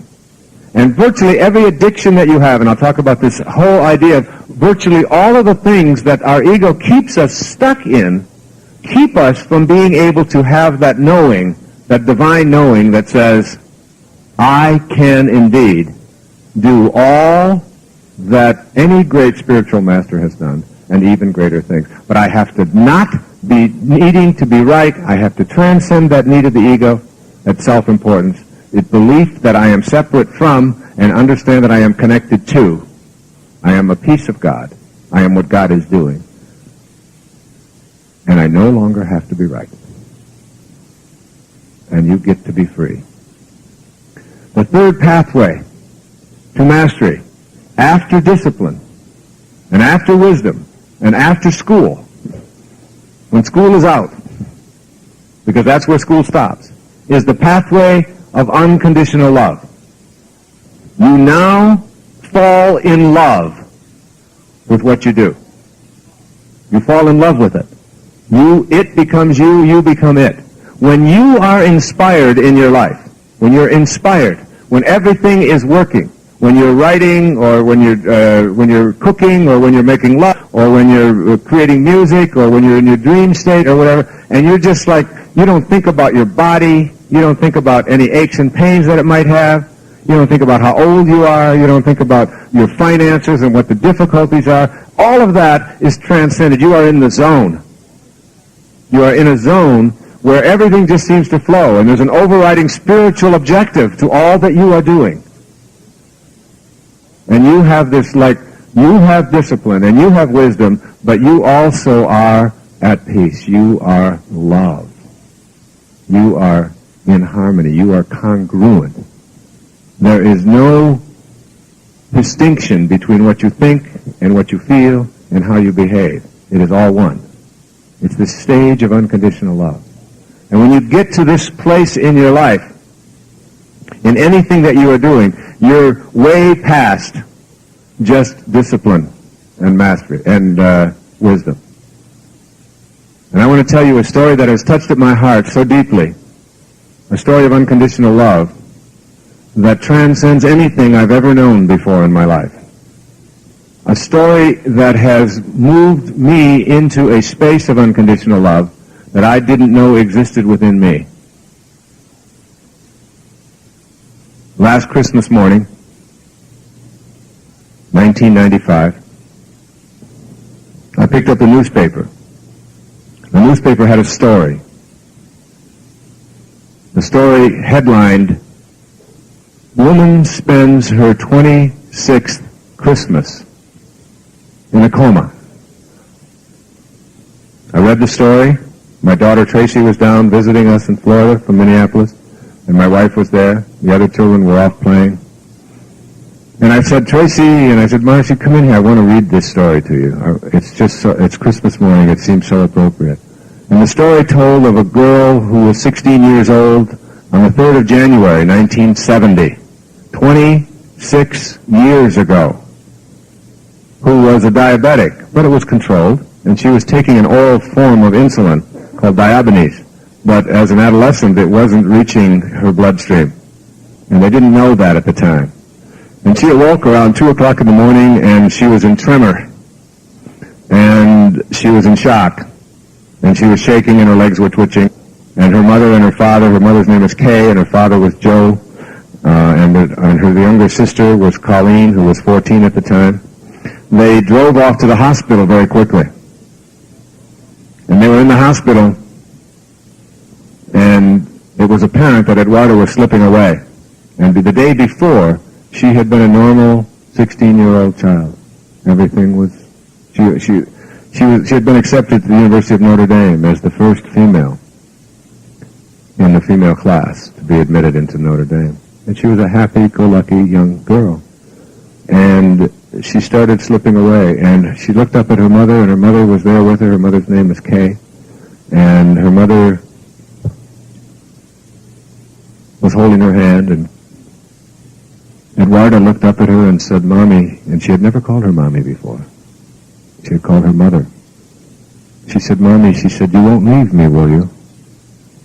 And Kay said, "I will not leave you. I promise. And a promise is a promise. I will be there for you." And then she slipped into this coma, and her eyes rolled back in her head. And she was in a stage 1 coma for several months. They had to tape her eyes shut at night. She was in such a deep coma. She was just catatonic, just rigid. And 26 years later, 1995 then, now 1996, was still in the coma. And they made a decision, Kay and Pauline and Joe, that they would not put her into a home because they had promised her that they would never leave her. Now, they would have had all of their bills paid for had they been she'd been put into a home, but they made the decision as a family that they would bring her home. This was 4 months later because they could no longer afford the care in the hospital, and their hospitalization and insurance had run out. She was a mathematics teacher, and he was a coach at a Catholic high school in southern Florida. And I read the story, and the story also said that she has to be fed every 2 hours. That's 12 times a day. She has brain activity. And that over the past 25 years or 26 years, she had gone from being in this catatonic state to now being able to blink her eyes, and now being able to recognize, and to turn her head once in a while, and to try to speak now and then, to even cry. And she was now in what they call a stage 9 coma, which was a stage that is sort of like when you're coming out of ether in surgery. You have an awareness of what is going, but you can't break through the curtain kind of thing, which is called the stage 9 of a coma. And the next stage, of course, is coming out of it. And I read this story, and the story, it's like you have to try to imagine, ladies and gentlemen, since 1970, 27 years now, never sleeping in a bed, but sleeping in a chair next to your daughter for 27 years, and getting up every 2 hours to feed this child, and every 4 hours to take her blood and give her insulin based upon what the reading was, and to train yourself to do that. 6 years after this happened, the father, who was overcome with the debt that they were encountering, they were now over $300,000 in debt that they had borrowed and borrowed and borrowed and borrowed from shaky characters, and gotten credit cards and more credit cards, and one in K. O'Bear, one in Catherine O'Bear, one in K. Catherine O'Bear, 32 different credit cards operating just to keep her daughter alive. She said she would do anything rather than allow her to die or allow her to not keep the promise that she had made. Never going to a movie in 27 years, never going for a walk in 27 years, never going outside of the home for anything other than medicine and being gone for no more than an hour, never sleeping for more than 45 minutes. Every day for 27 years, and still going. And in those 27 years, the daughter had never had a bed sore because she had been turned every hour by her mother, and her hair braided, and her legs shaved, and kept in this immaculate condition. All through it, never complaining, never finding fault. One of the most positive, upbeat stories of unconditional love that I've ever experienced. And I was so touched by it, it was Christmas morning, that I took out a book that I wrote called Real Magic, and I signed it, and I wrote in there, "You are my hero." And I sent her a check for $1,000, and I thought I had really sort of done a nice Christmas thing. And then like we all do, I forgot. I let go. And I went away. She lives about 40 miles south of where I live. And I went away in January and February to write this book that I've been talking to you about.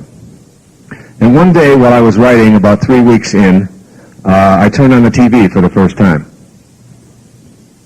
And on the show there was a show called Inside Edition that came on in the evening after the news with Deborah Norville, whom I and respected always. And she said, on the show today will be a woman whose daughter's been in a coma for 26 years. And they opened up the story with Kay reading to Eduarda from Real Magic in the opening line, which says, "This is a book about miracles." And there she was reading to her daughter from this book I had sent. And I had one of those sort of synchronistic moments, you know. And I said to myself, when I get home, I'm going to look that woman up. I don't remember her name or even where she lived, but I'm going to see if I can find her, and perhaps I can do more. And I came back in February, and there was a big stack of mail, and the top letter on there was a letter from Kay thanking me for the book and the check and inviting me to come down. Well, I called her, and talked to her, and the next day my wife Marceline and I went down to see her. Now, a few years ago, Marcy and I went to Assisi in Italy with 3 of our daughters. It was a pilgrimage sort of for us in our marriage. It was I had always had a great fondness for St. Francis, the first person to experience the stigmata, the wounds of Christ. A man who just months after his death was made a saint by the Catholic Church, and that generally takes centuries to accomplish. A person who had these great healing capacities of animals and life, and always would heal others, but never himself, because he wanted them always to know it was God who was doing the healing. And I had read his biography called God's Fool, and it had always touched me very deeply, talking about leaving the tribe, tossing off all of your clothes and going down into the piazza. My favorite movie ever is Brother, Sun, Sister, Moon, the Franco Zeffirelli version, which you can rent at Blockbuster. The Franco Zeffirelli version of St. Francis. What a powerful movie made back in the 70s. Brother, Sun, Sister, Moon. And so we went to St. Francis's Porciuncula, the chapel where he had done all of his healing, and where he had died in the 13th century. And when we walked into that little place where more prayer has probably been said in that room than any room on the planet, my wife and I looked at each other and we both broke into tears. The energy of love was so strong. The prayer that had been said there. There were people from China, from Africa, from Indonesia. There were large groups in the large chapel around this small chapel, all waiting to get in. And we went in and meditated together for 20 minutes. And it was life-enhancing and nurturing, soul-nurturing and changing. And when we walked down to Kay's home and walked into Eduardo's room, we had the exact same experience. Because when I researched Eduardo's life, it turns out that she was like a little saint herself. She gave away all of her money that she ever got to everybody else that didn't have any money as a little girl. She took blankets down to the people who lived on the streets without even telling anyone else because she couldn't tolerate them being cold. She didn't know how to judge anyone ever, never found fault with anyone. She had a horse. She was given a horse by her father, and she couldn't ride it. She could only feed it and touch it and wash it and care for it. But she just felt it was a burden to be on it. It just was her way. She didn't condemn anybody who decided to, but for her, it had to be, I am with you, not on top of you and dominating you. This was the kind of person she was, and she carried books about the saints with her wherever she went, and studied them and asked her mother always questions about the saints. And then she went into this coma. And I went out to Los Angeles shortly after that, after going down there and visiting her. And I was doing this show called Politically Incorrect. And I wasn't quite sure why I had done it. The show I had been on with some pretty bizarre characters, but then I got this letter after the show was over, and it says, I saw you on Politically Incorrect the other night. I found myself being angry with all the people who were taking humorous potshots at you and your books. Then I watched you, your graciousness in the face of their egos, and I let go of my anger. Thanks for teaching me how to do that. And I knew why I had been on the show with some people who were stoned and acting pretty bizarre and making salacious remarks about what I had done and so on. And I felt so at peace. And I had been at Eduardo's the day before. And then I got a call from my wife saying, call Kay. And I called Kay, and Kay said, could you come home tonight on the red eye and be here tomorrow morning? Oprah Winfrey's taping a show on people in coma, and we would love you to be on the show. So I flew home that night, and I came to her. I got off the airplane, and I went right over to their home down in Miami, and we taped the show. And the show aired, and the story was, the show revolved around this policeman who had been in a coma for 9 years in Tennessee, and had a bullet in his head, and suddenly just started talking after 9 years, and it was this miracle. He just woke up one day and started talking. And they had his brother and the relatives were on the show, and all of the people who had been in comas, who had come out, were talking about what a hardship it was, and what a struggle it was, and how hard it was for them after, because the person wasn't the same, and all of this. And then Kay came on the show. And Oprah said, why do you do this? And she said, because God asked me to do it. And God never asks you to do anything you can't do. And she said, don't you feel it's a burden? She said, I am honored to serve my daughter in this way. I am honored to serve. And as she talked in this positive, upbeat way, she said, no one knows why. But then she told me the story after we got back from the show. And she said in 1991, she got up at 4 a.m. to give a 4 a.m. feeding, and there was a bright light in the bedroom. And she was afraid that someone had come to hurt Eduardo because other people had shot bullets into their home and had sent poison medicine saying, we're going to put her out of her misery. She's a vegetable, you should let her go. And Kay said, I've never seen a vegetable smile. And to let her go means to starve her to death. You expect me to stand there and watch my daughter starve to death for 3 weeks without feeding her? I wouldn't know how to do that. And her husband had died 6 years later, and Colleen, her younger sister, couldn't take it either. Became a crack cocaine addict. Ended up in prison. Kay raised a grandson, and every 2 hours she was there for her daughter, turning her, feeding her, for a quarter of a century. And when I asked her what she would like if she had enough money, she said, I would just like to have enough money that one day, each week, I could sleep through and hire a nurse to take care of Eduardo during the night. That's the only thing I would like. That to her would be as rich as you can be. When you get into your bed tonight and take for granted you're sleeping through, think about Kay. And after I had become involved in this story, my wife had become involved in the story and the things that had happened, on Easter Sunday we went down and we were singing to her. And I said to my daughter, Sky sang to her, I Will Always Love You, the Whitney Houston song. And I said to Sky afterwards, I said, honey, come on, we have to go. It's Easter. Grandma's coming over and we have to get home. A tear came to Eduardo's eye as I said the children had to leave. And they had been sitting up on the bed with her, holding her hand. And this morning in 1991, Kay told me that day, on Easter Sunday, that she had walked into the room and there was this figure. The figure was the Blessed Mother, whom she described in greater detail than I'm giving now.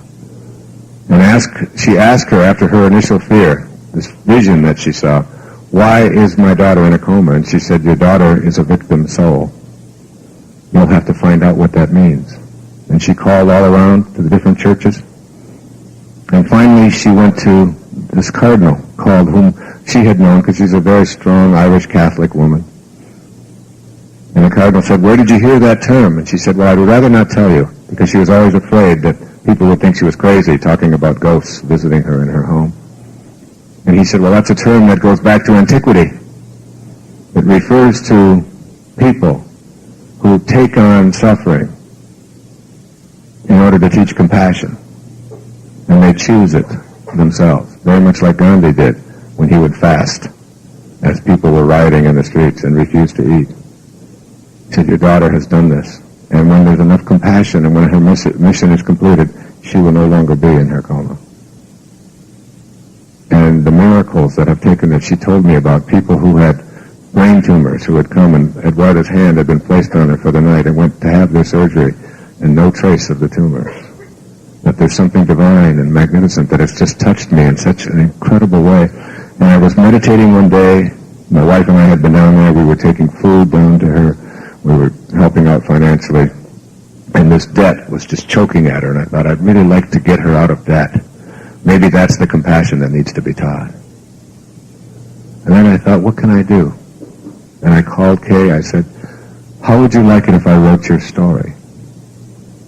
And I told your story all across America as an example of unconditional love that is so powerful that it could really perhaps fulfill Eduardo's mission of teaching compassion. She said, I'll have to ask the Blessed Mother. And she has these conversations with the Blessed Mother. And she had been told that as long as she kept her faith, that the right person or people would show up in her life, and that all that she worried about would somehow disappear. And you don't know over the years how she has survived, with celebrity auctions and cookbooks and borrowing from very shady characters, all in the name of just keeping her daughter alive. And the debts just kept going. So I said, I'm going to do it. And the Blessed Mother said, he's the one. He will do it with dignity. And I went away on April the 1st. I had 9 free days this spring. I went away on April the 1st, and I came back on April the 9th. And I wrote her story. And it's now out, and it's called A Promise is a Promise. The almost unbelievable story of a mother's unconditional love and what it can teach us. And I asked my wife, Marceline, to write 1 chapter telling a mother's love story and how she understood what a mother would do. And I decided that there would be nothing coming to me from this. No profits, no royalties. All of it would go to the Eduardo Obera Fund. And we'll put this book on the bestseller. And we'll get 1 million of them out there, and you'll make a couple of $1 million. The people who have interviewed me have said that it has transformed and touched their lives. People tell me it's the most inspirational thing they've ever heard or read. If you'd like to do your Christmas shopping and know that it's going to a wonderful cause and be inspired, pick up a copy or two of A Promise is a Promise. And what it has done for me, it has allowed me to get what's in it for Wayne Dyer out. And that's the greatest gift that I could ever be given, is to do something and take the talents and the skills that have been given to me and to put them to use for a cause like this. It's astounding and astonishing. Anyone you know who's experienced unconditional love towards you would value this. The 3 stages that I have presented for mastery up till now are the stage of discipline, or the practice of discipline, the practice of wisdom, applying the intellect to what it is that you are doing with your body. And then finally, the third one is this practice of unconditional love, of which Kay Obera is a living model for us, as was St. Francis, as are so many people who have been in your life, particularly mothers, love themselves and ask nothing in return, which is what love is. And at the back of that book, A Promise is a Promise, is Kay's address. She would love to hear from you. She would love you to include her in her and Eduardo in her prayers. If you'd like to send her a donation of some kind, that would be most graciously accepted, even if it's $1. And she, thus far, although it's getting a pretty big job, has been able to respond to everybody who has written to her. She's a dynamo of a lady, I'm telling you. And the 4th stage, or the 4th pathway, if you will, to mastery is what is called surrender. And in learning to surrender in what you are attempting to master, what you are doing is you are surrendering the little mind to the big mind. It's as simple as that. It's what you are doing is you are reconnecting the little mind to the big mind. And I say little, I don't mean that in any degrading kind of way. But I mean it in terms of how the life force, how the universal energy, which is everywhere and always flowing and inexhaustible, has actualized itself in you. And what has happened with this idea that you have of your separateness is you have disconnected yourself from it. And in the process of disconnecting yourself from it through the teachings of the tribe and through your own life experiences and your own belief that this idea of your self-importance and your individuality and your separateness is more important and has to be taken care of all the time, it has kept you from reconnecting. And it's this reconnecting process that enables you to become that which is able to manifest. And it's this surrendering process is something that I can only tell you from my own experiences and from the experiences of people I have worked with over the years and my own family members and things like that. It is only something that you can come to know through trusting in it. You're not going to get it because I say it or because you read it someplace. there will still be, because it still constitutes a belief. It still constitutes something coming from outside of you, and that always comes to you with an element of doubt. You have to know how to make contact, and that's what I want to talk about here. This principle of making contact.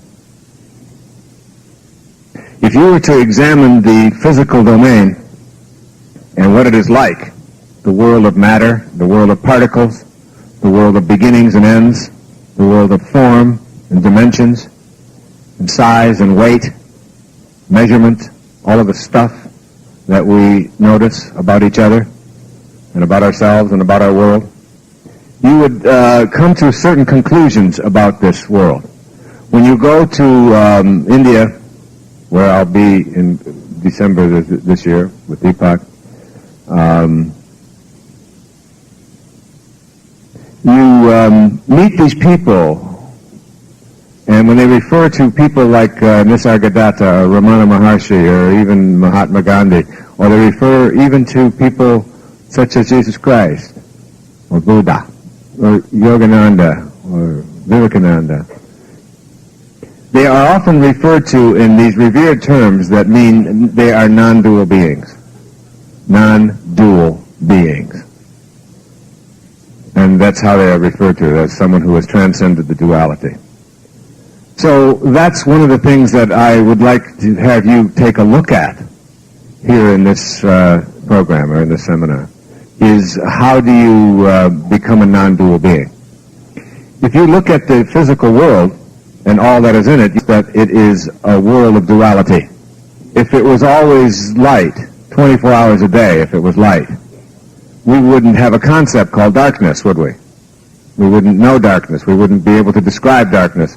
We wouldn't think darkness thoughts. We would just know light. And so, in order to have light, you must have darkness in the physical domain. And everything in the physical domain is like that. It's like a wave that has a crest, and then it goes down, and it has a trough, and there's a top and a bottom, a nadir and a zenith, whatever you want to call it. There is this top of the wave and the bottom of the wave, and they are always separate. You can always find the wave. As long as you can measure it on a scope, you can find the wave. There's a top and there's a bottom. They are always separate, and they are always together. You can't separate them. You cut it off, as thin as you can slice it, there's another wave, and there's a top and a bottom. Okay? This top and bottom notion of the physical world and all that is in the physical plane is very important to understand. It's like it symbolizes at the top of the wave is life, at the bottom of the wave is death. Life, death. They are always together. They are always separate. You can't have one without the other. If you were always happy 24 hours a day, if you were happy 24 hours a day, we wouldn't have a concept called unhappiness. In order to know something called happiness, we have to know something called unhappiness. Otherwise, it doesn't exist on the physical plane. And haven't you ever noticed that when you're really happy and things are really working out, there's usually some caca on its way, isn't there? It's just the nature of the physical plane, isn't it? I mean, you're not going to always be in that blissful highest state all the time. You're going to, when you're in the physical plane, when you're over here on the right-hand side, when you're there, you are always going to experience ups and downs, hills and valleys. Can't have a hill without a valley. Can't have a valley without a hill. Have you ever seen a person with a front who doesn't have a back? Can't be, can it? No matter how anorexic, no matter how you do it, you still turn around and there's a back, isn't there? Have you ever seen a person with an outside who doesn't have an inside? A top without a bottom? Not possible. This is the nature of the physical plane, this duality. And very often we think that the top and the bottom are enemies of each other. Like most of us in the tribe have learned that death is the enemy of life. And we become absorbed in it. And we milk it. And we have all kinds of difficulties around it. And when people die, we are traumatized. And we wail and we grieve. And we go through all of this process thinking that death is the enemy of life. whereas it isn't. It is the partner of life. You cannot have life without death. You cannot have death without life. Everything that has ever died must have what? Lived. Everything that has ever lived must die or have died. They go together. You can't have one without the other. Yet they are separate. Separate, but always together. Up and down. Good and bad. Right and wrong. Black and white. Male and female. All of it. All of the dualities. Okay? And when we begin to try to figure out a way to get out of this duality, or to be able to bring into the world of duality what we would like to be able to bring into it, we are talking about manifesting. We're talking about having it show up into our lives, what we would like to have show up. Or to get over what it is we don't like in our life, to be able to transcend it, to get past it. We're talking about figuring out a way to get to the place over here where the rules and the laws are so strong that they can alter and circumvent these rules of the dual plane.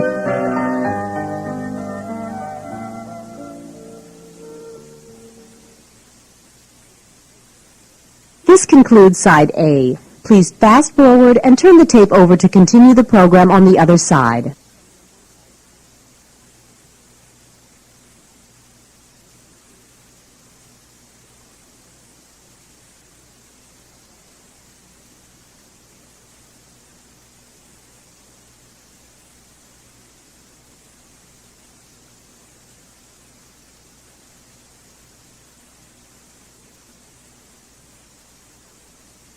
What I would like to do is ask you at this moment to just think of something in the physical plane that could never experience darkness. Not possible for it to know darkness, could never know it, no matter how strongly you search for it. This is something in the physical plane that could never know darkness, and that would be the sun.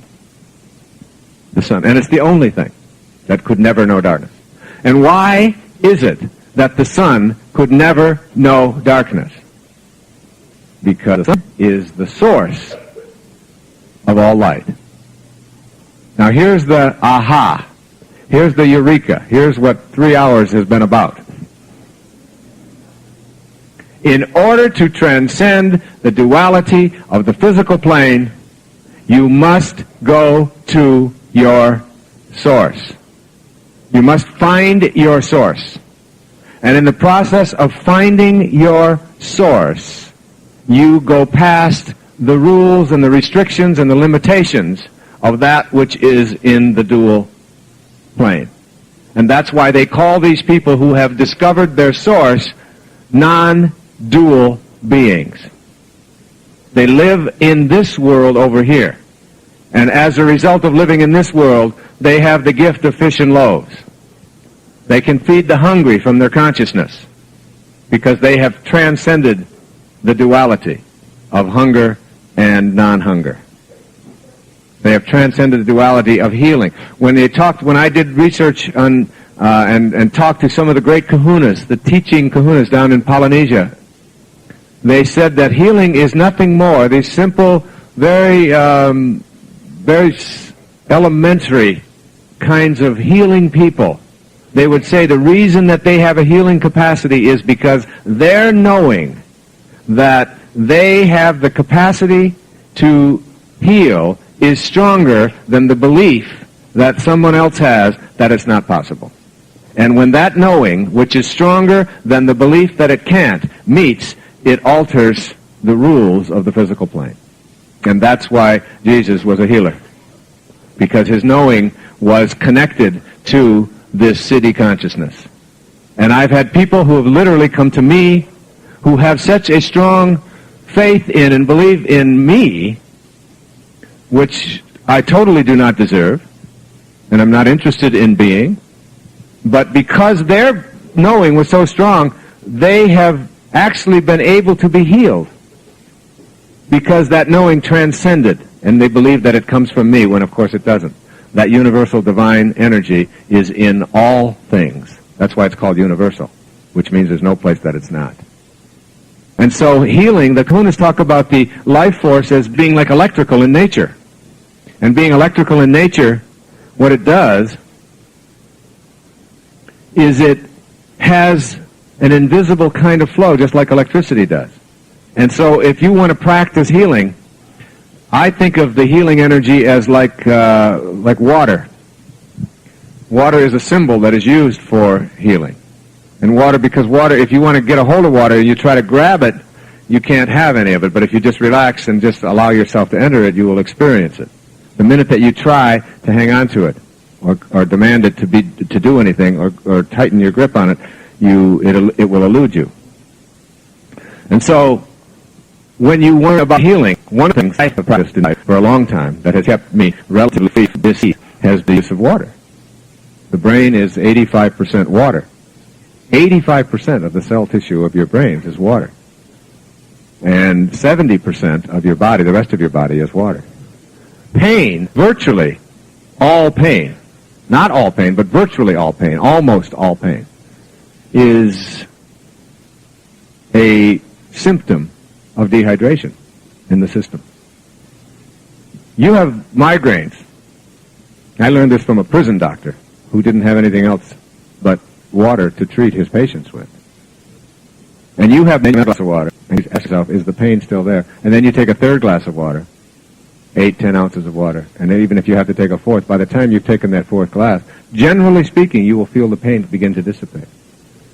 For people with ulcers, for people with pains located anywhere, the pain is registered through this nerve tissue, the cell tissue of the brain, which is in a state of dehydration most of the time, because most of us simply do not drink enough water. The life force, the life energy. It's just always flowing. It's inexhaustible. It's always in a state of transformation. It's what your body is made up of. It's totally what your brain is made up of. You try it the next time. And try drinking 8 to 10 glasses of water every day. Without fail. Every day. And the next time you have a pain any place, in your back, in your neck, in your toe, in your head, in your feet, in your stomach, you just try drinking water. And ask yourself, how much do I have to take before the pain goes away? The life force to flow back within you. The dehydration and pain have a very strong connection between every thought and the place located in your body or in the body of someone else. You can imagine electrical flow. And all this current, you have capacity to will. And on the will, you can literally put waves of healing towards it on your consciousness. You mean between the pain and the thought. You visualize where you are this current. Your will. Your will in the right place. And you did, and you fill yourself with water. You find begin to dissipate 70% of the whole surface of the planet. And it meets every criteria for the description of the life force, the God force. It's in all things. And so now you figure out, how do I get to my source? And what is my source? How do I get over here to my source? And knowing that the sun cannot experience darkness because it is the source, when you talk to the great Naguals, who are referred to, the spiritual teachers in the Native American tradition, they're referred to as sorcerers. And the word sorcerer means of the source. It doesn't mean magicians and black magic and weird stuff. It means of the source. And the people who are of the source or living at their source are people who are in balance and in perfect health. Mentally, physically. And it's a choice every single one of you can make almost instantaneously. It's called getting into that zone. And that might be something you want to take a look at as well. That new kind of approach to weight loss, and not just weight loss, but being in the proper mood, and being energized, and needing less sleep, and feeling like you're on target, and that you're in that place that athletes call the zone, where you just can't miss, and everything just seems to be working, and everything is flowing. When you begin to balance what it is that you're putting into your system, and have an awareness of it. And so going to your source, the source over here, the sun, which is the source that doesn't allow darkness, can be thought of as silence when you are attempting to become a manifester. You are trying to go to the place that can no longer be divided. What number mathematically does that represent? zero. You go to zero. When you divide zero, what do you get? More zero. When you multiply by zero, what do you get? More zero. And there's only one zero. It's like you don't get a zero and I get a zero, and zero is zero. It is no thing. Silence is the same. Silence is the place that you go to which can no longer be divided. You don't get a separate silence from me. You don't have a separate silence. Melville said God's one and only voice is silence. In order to know God, which means in order to know that which is able to manifest, you have to go to your silence, to the place within you where you reconnect that can no longer be divided. And that's why Pascal said that all of man's troubles stem from his inability to sit quietly in a room alone. When you learn to meditate, to go get quiet, and to know God, not to know about God. Knowing about God comes from the tribe. Knowing God comes from going to your source. Going to your source means leaving the duality of the physical plane. This is all, this is what I've been leading up to. This is like, there's such an insight in this for me. It seems so crystal clear to me. I don't know if it is to you. But as I process this with my left brain, I know that it was when I began to meditate, it was when I began to no longer see myself as this physical being that I got into this space. And when you get into it and go here and know how to go here on a regular basis, virtually anything can be transcended. Today, I am a camel. You've probably heard me talk about it. I certainly wrote about it in Your Sacred Self. And I'm very honest and open about all of the areas of my life that I have had to work at and transcend. One of them has been addictions. And they were all choices. One of them has been being overweight. All choices. Nobody is overweight by accident. Food never enters your body accidentally. It's always a choice. And other things that I have worked on, I have written about over the years as I have learned this. And one of the things I learned about addictions is that over here in the physical plane, and everybody in this room has them, of one kind or another. You may not be doing cocaine at night. You may not be smoking marijuana. You may not even be drinking alcohol. But you may be smoking cigarettes, or you may be drinking caffeine or pouring that into your system, or eating sugars that are not good for you, or keeping your life and your body out of balance in one way or another by not balancing what it is that you are putting in and just being aware of that. Or you might be addicted to your past and to all of the stuff that the tribe has taught you, and you don't know how to leave that addiction. Or you might be addicted to approval or fear. But there are addictions in almost all of us who are residing over here in the physical plane. One of the things about addictions is that everything over here in the physical plane has three elements to it. Every addiction has three elements to it. There is the craver, that is you, or me, the body, that is craver. There is the craving, which is a thought, a mental process, and there is that which is craved. All three of those are over here in the physical domain. The craver, the craving, and that which is craved. And how do you transcend the duality of the physical plane? An addiction is an absence of congruence. An absence of congruence between what you think, what you feel, and what you behave. How you behave. You think one thing, someone defined addictions as never getting enough of what you don't want. Because that's the ego. Remember, the ego will always give you a new list. No matter how much you give it, there's a new list the next day. It's never satisfied. So the way that you transcend addictions is you get over here at your source. You go to your source and you observe this thing over here that is craver, craving, and craved. You look at it. You notice it. You put your attention on it. And you recognize that that's not you. Who I am is not that which is craving or a craver or... And as I begin to notice that, I shift. And as I said, I'm a camel today.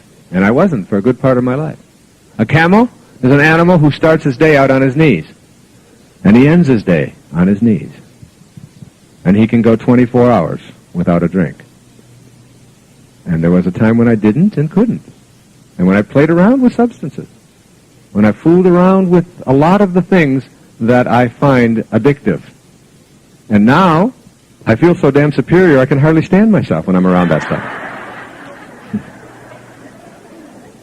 I mean, you could bring it all up here, right on stage, you know, as much cocaine as you could want, and as much booze as you could want, and all of the great, you know, stuff that I used to go after, those great foreign beers, you know, that Foster's and that, all that good stuff that I used to consume.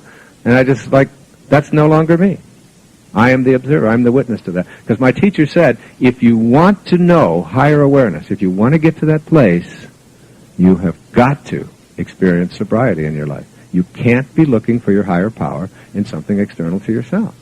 It is the illusion of the ego.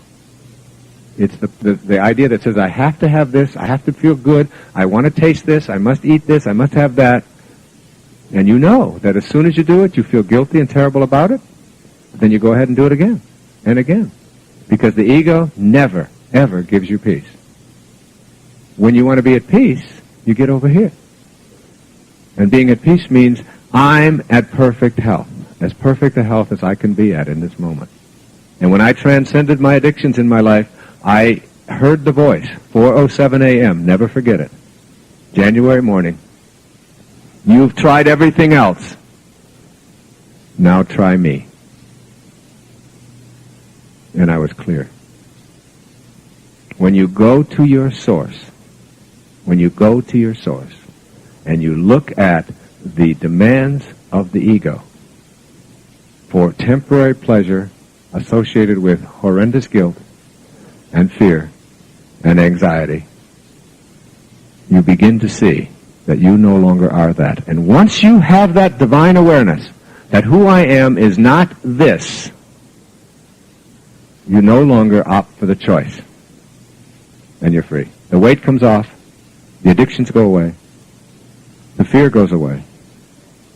The need to have that stuff, to get high, to get past the fatigue, to have to eat in excess of what your body wants, all of that becomes just something you look at. And instead of being angry at it, you don't say to yourself, you know, I'm really going to love myself when I'm no longer fat. You don't say, I'm really going to love myself when I'm no longer an addict. What you say is, I am love. I love everything about that over there. I notice that. I witness that. I am at my source. And I want it to be as maximally functioning and happy and content as it's possible for it to be. Thank you, God. Thank you, God. And every time you go back to the ego, which says, I need that pleasure, I have to have that drink, I have to eat that extra, you go back to your source and you say, thank you, God. Thank you. I turn it over to you. And when you're turning it over to you, what you really mean is, I reconnect with you, rather than thinking I'm separate from you. It isn't like you're separate from me and I'm turning it over to you. It's like, I have believed that I was separate from it, and now I know I'm not separate from you, or anything else. And if you want to manifest a divine, healthy body, free of addictions, what you do is go to your source and reconnect with it. And it just wants you to flow with perfect health. It's so easy. It's so simple. And it's available to you right now. Carl Jung talked about the stages that we go through in our lives. And he said that the bottom stage, and these are all associated with those 4 pathways that I've been sort of in and out of all afternoon. He said the bottom stage is what he called the stage of the athlete. And this is the time in our life when our primary identification is with our physical body, what it is, how beautiful it is, how attractive it is, how strong it is, what it can do. That becomes our identity. And then he said, you move past that. And he said an interesting thing. He said, if you don't move past it, then ultimately you will get to a place where you'll have to come back. And he wasn't talking about reincarnation, but I like to. He said, it's just inevitable. that you are on a spiritual journey. And until you learn that, you'll still be struggling. And so, before I give you the other 3 stages and give you these 9 principles, all of which have been talked about already, I would like to give you a little poem that was written by Wallace McCrae, a country western singer. He said, "What is reincarnation?" the cowboy asked his friend, and his friend replied, "Well, Slim, it happens when your life has reached its end. You see, they'll scrub your neck and they'll comb your hair, then they'll clean your fingernails. Then they're going to lay you in a padded box far away from life's travails. See, you in the box will go into a hole that's been dug into the ground, and reincarnation starts in when you're planted beneath that mound. You see, the box will melt down like the dirt and you inside, and then you're just beginning on your transformation ride. Pretty soon some rain is going to come and fall upon the ground till one day on your grave a little flower will be found. Now say a horse should wander by and graze upon that flower that once was you, but now is a vegetated bough. Well, that little flower that the horse then ate up along with all its other seed becomes bone and fat and muscle, essential to the steed. Of course, all that's consumed can't be used. So some passes through, till that lays there on the ground, this thing that once was you.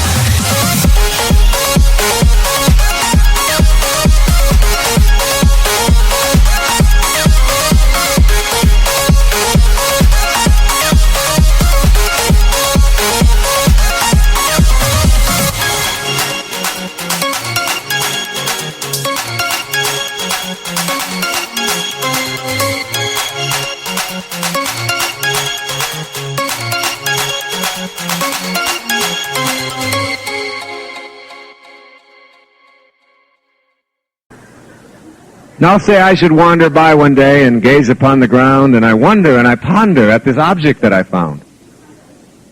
It makes me think of reincarnation, of life and death and such. And I ride away concluding, Slim, you ain't changed all that much. Isn't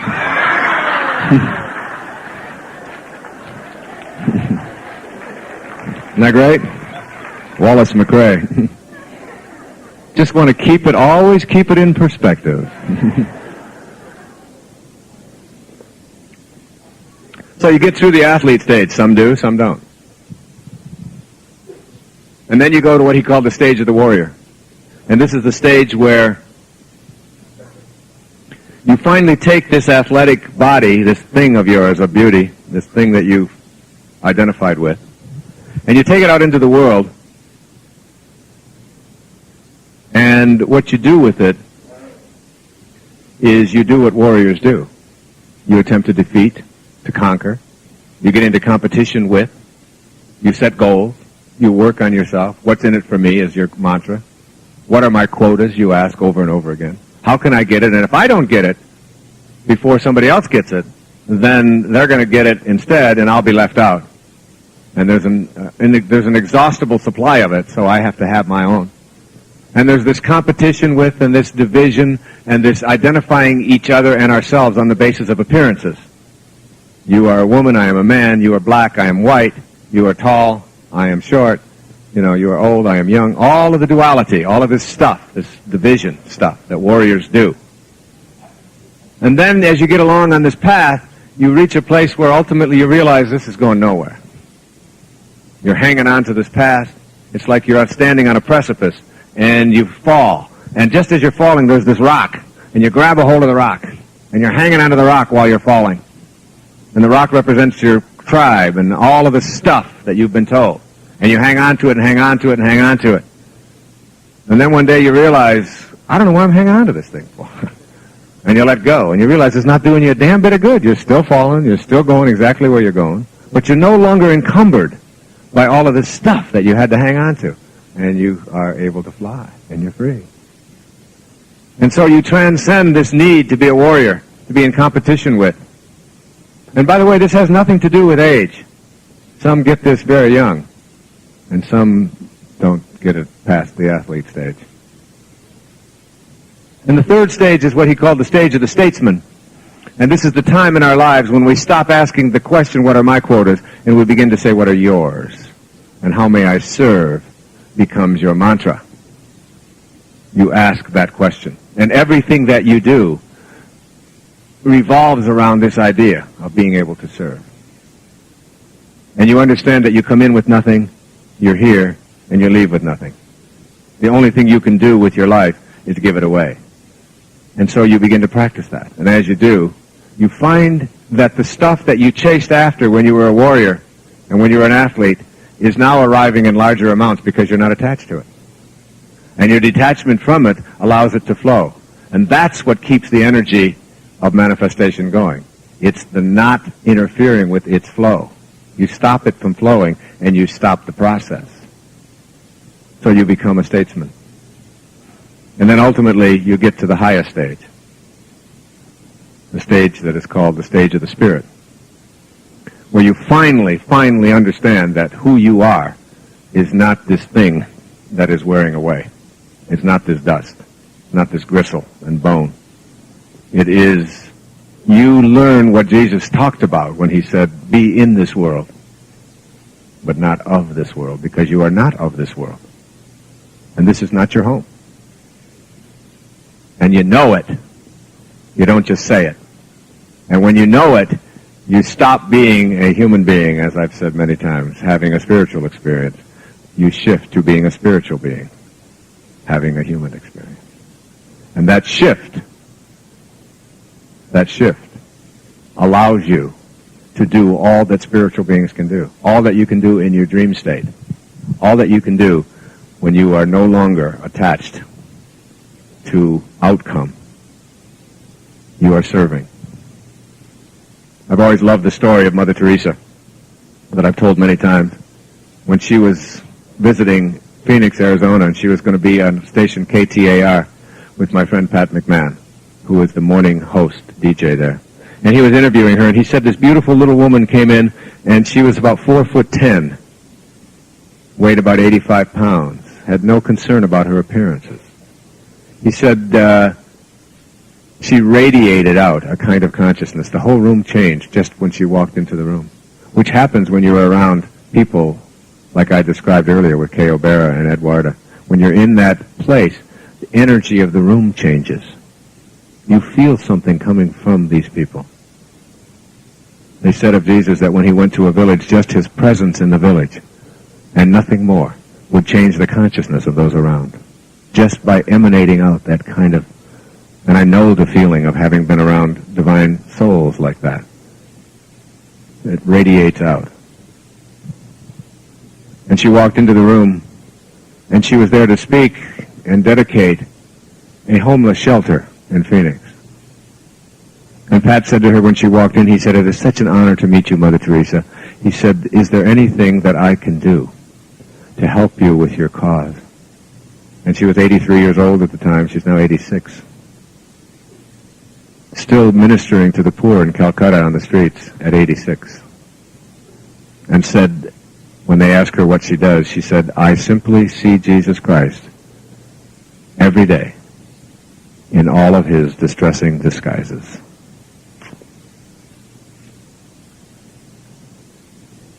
And when Pat asked her if there's anything I can do, she said, no, it was nice of you to ask.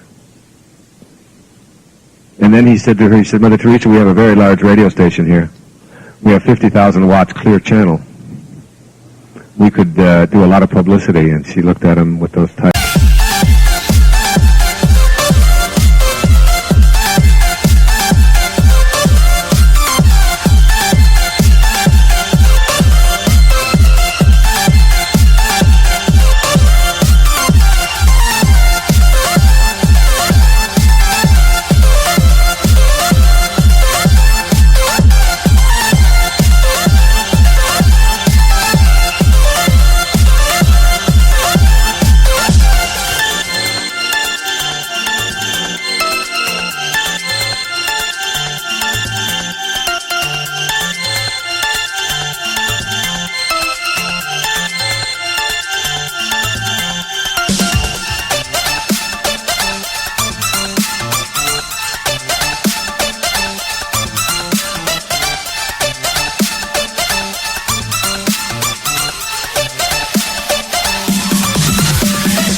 eyes and said, we don't really need publicity. What we're doing has nothing to do with publicity. And Pat said he was stunned by her honesty and her lack of ego, and ashamed of his. And he said, perhaps we could raise some money, do a fundraiser here for you today. And she said, Pat, what we're doing has nothing to do with money. And then he even felt worse. And finally he almost got down on his knees and he said to her, he said, Mother Teresa, isn't there anything that I can do for you? And she said, Pat, you seem so serious. There is one thing you can do. She said, tomorrow morning, she said, get up at 4 a.m. and go out onto the streets of Phoenix and find someone who's living there who believes that he's alone, and convince him that he's not. That's what you can do.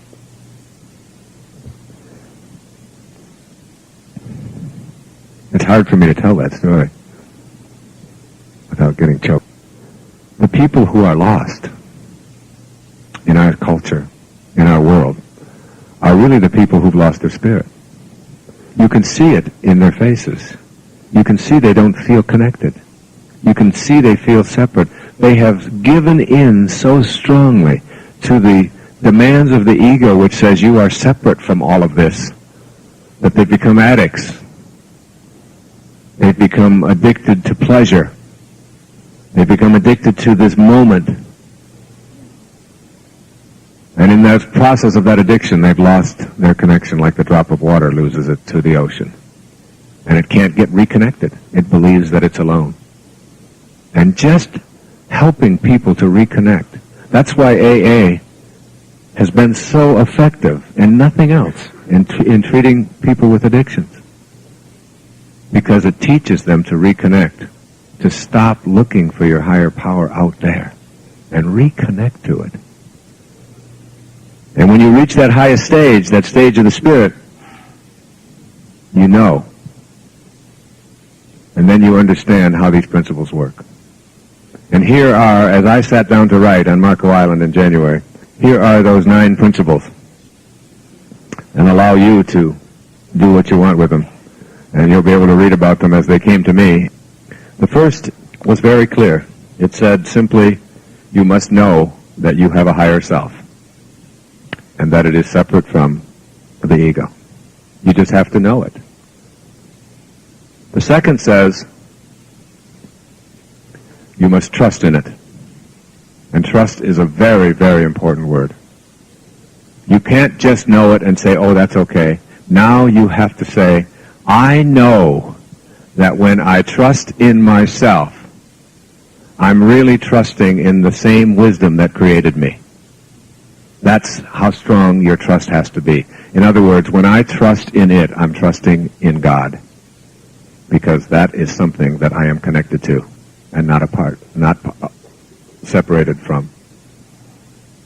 The third principle for manifesting and putting your attention on what you'd like to manifest and having it show up in your life is called understanding that you are not an organism in the environment, but that instead you are an organism/environment. You are not an organism in this environment. You and the environment are the same. If I want to describe myself as walking across this stage, and that's what I want to describe, I cannot describe this process of walking across the stage without including the stage. Can I? I cannot separate myself from it. Otherwise, it's just legs moving, and it's not walking across the stage. And I also cannot describe this experience of walking across the stage in any authentic way without describing the oxygen that I breathe as I do it, and my blood that is circulating, and all of that which is taken in by me in this process is a part of me. Most of us, through our tribal conditioning, have come to believe that who we are is an organism in the environment, and we are here to push it around and to straighten it out and to fix it. And so we push the environment around, and we cut things down, and we bulldoze, and we think somehow that our role is to control it, never ever understanding that without it, we cannot exist. We and it are the same. There is only one air. There is only one fire to keep us all warm. There are many little bonfires, but there's only one fire. There's only one water and many little glasses, but it's all the same water that we all breathe. And you could live in Afghanistan and have dark skin, and I can live as an Eskimo in Alaska. And if my heart stops working or my liver needs to be replaced, I can take your liver over there and put it in here. We all share the same organs. And I can take the vital force that flows through me and put it into any one of you, and it will keep you alive and sustain you. There is no separation between us and each other and us and all that is in this environment. And if you understand this, you simply understand, I use a metaphor in the book of a plum tree. And if you look at a plum tree and you say, okay, what part of the plum tree is not plum?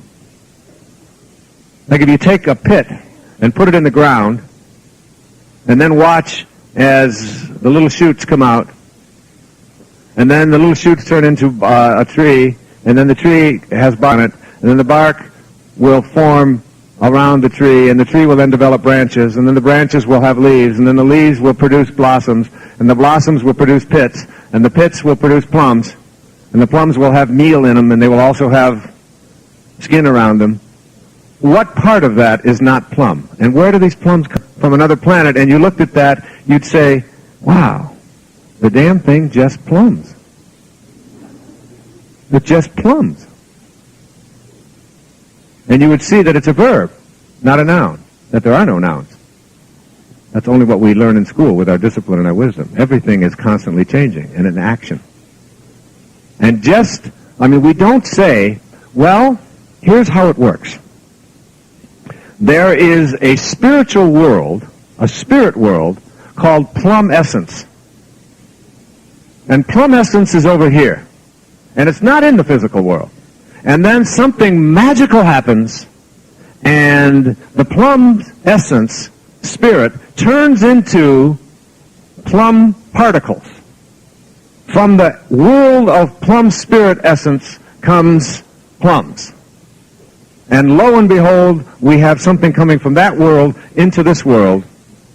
And plums literally come from another world. We don't say that, do we? We simply say, it's all one.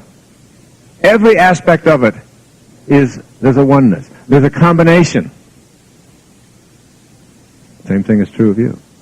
If you stood back as an observer and watched the planet, and watched the vegetation, and watched the water, and watched the rain, and watched it over millions of years, billions of years, and just watched it, you would say, you know, the damn thing just peoples. It just peoples. But we don't do that. We need to carve it up. We need to say, there is a spirit world. And out of this spirit world comes people. But you don't come from another world. You grow out of this one. The only one there is. And that thing that we call the spirit world is not separate from this world. Any more than plums show up from the spirit world of plums. It's all connected. It's all one. And you can't function without it. Now, once you know that you are not a organism in the environment, but instead you're an environ-organism, all one. Once you know this, then you know that everything you would like to manifest is also in this environment, and it also shares the same intelligence, the divine essence, that you share. You can't be separate from it. You can't describe it separate. So now you have the third principle. It's already here, and it's in me, and it's in that. And I'm not disconnected from it. And then the fourth principle is one that I call the principle of attraction. You know within you that you have the power to attract what you process or perceive to be missing from your life. You have the power to have it show up in you. That is something called energy, which flows through everything. It's the same energy that allows the planets to stay in their orbit, that allows a star to fall across the sky, also allows a thought to cross your mind. It's all the same energy. The same energy that spins the planet and moves it and makes the waves and allows for the tides to come in and to leave, that same energy that controls all of the fluids on this planet also controls you and all the fluids that you are, which is all that you are. And you have more than just this divine force within you. You have the energy to bring things to the place that you are in your life. You have that, and you have to know that. And then the fifth principle simply says, I know that I am worthy of receiving that which I would like to attract. The minute that you feel that you're not worthy of having it show up in your life, you stop the flow. You go from unconditional love to conditional. And that's why I spent an hour earlier this afternoon on being God. Because once you know that you are what God is doing, then you know that that is very worthwhile indeed. There's no mistakes there. There's nothing that is of not value, of no value. And so, understanding your worthiness and accepting that what shows up in your life you are entitled to, and knowing that life is not only giving, but it is receiving. And so I am willing to receive the abundance of the universe. Every time you take a breath, you participate in the receiving and giving of the life force. Watch. Receive.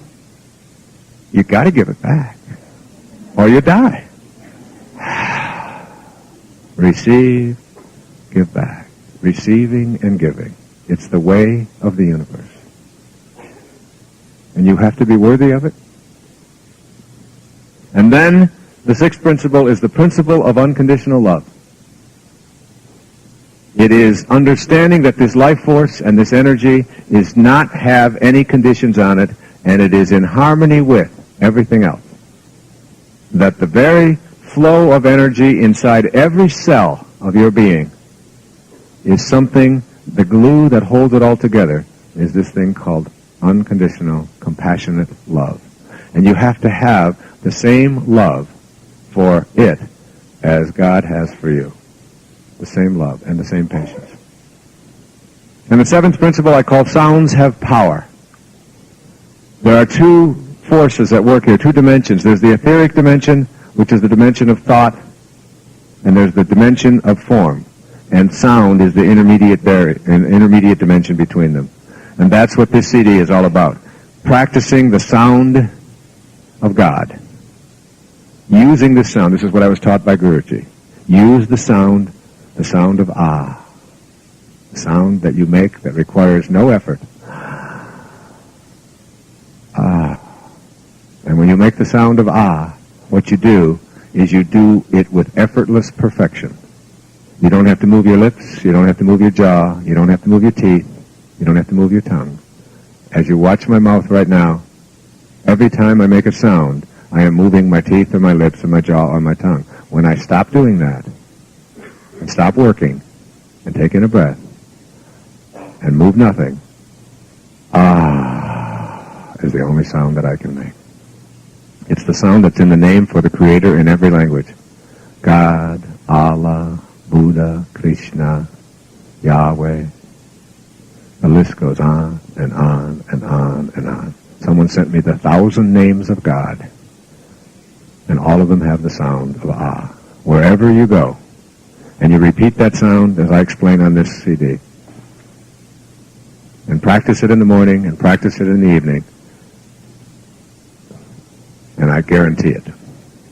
The eighth principle is called the principle of detachment, or infinite patience. in A Course in Miracles, there's this wonderful quote. It says, "Infinite patience produces immediate results." And that seems like such a paradox to our egos and our left brains. But let me explain it to you very quickly what it means. It says, when you know that you are infinitely patient, you relax in peace. You let go, and you know that you have to have the same patience with God that God has always had with you. And the minute that you do, you are at peace. You're at peace. The minute that you detach and let go and say, okay, I now know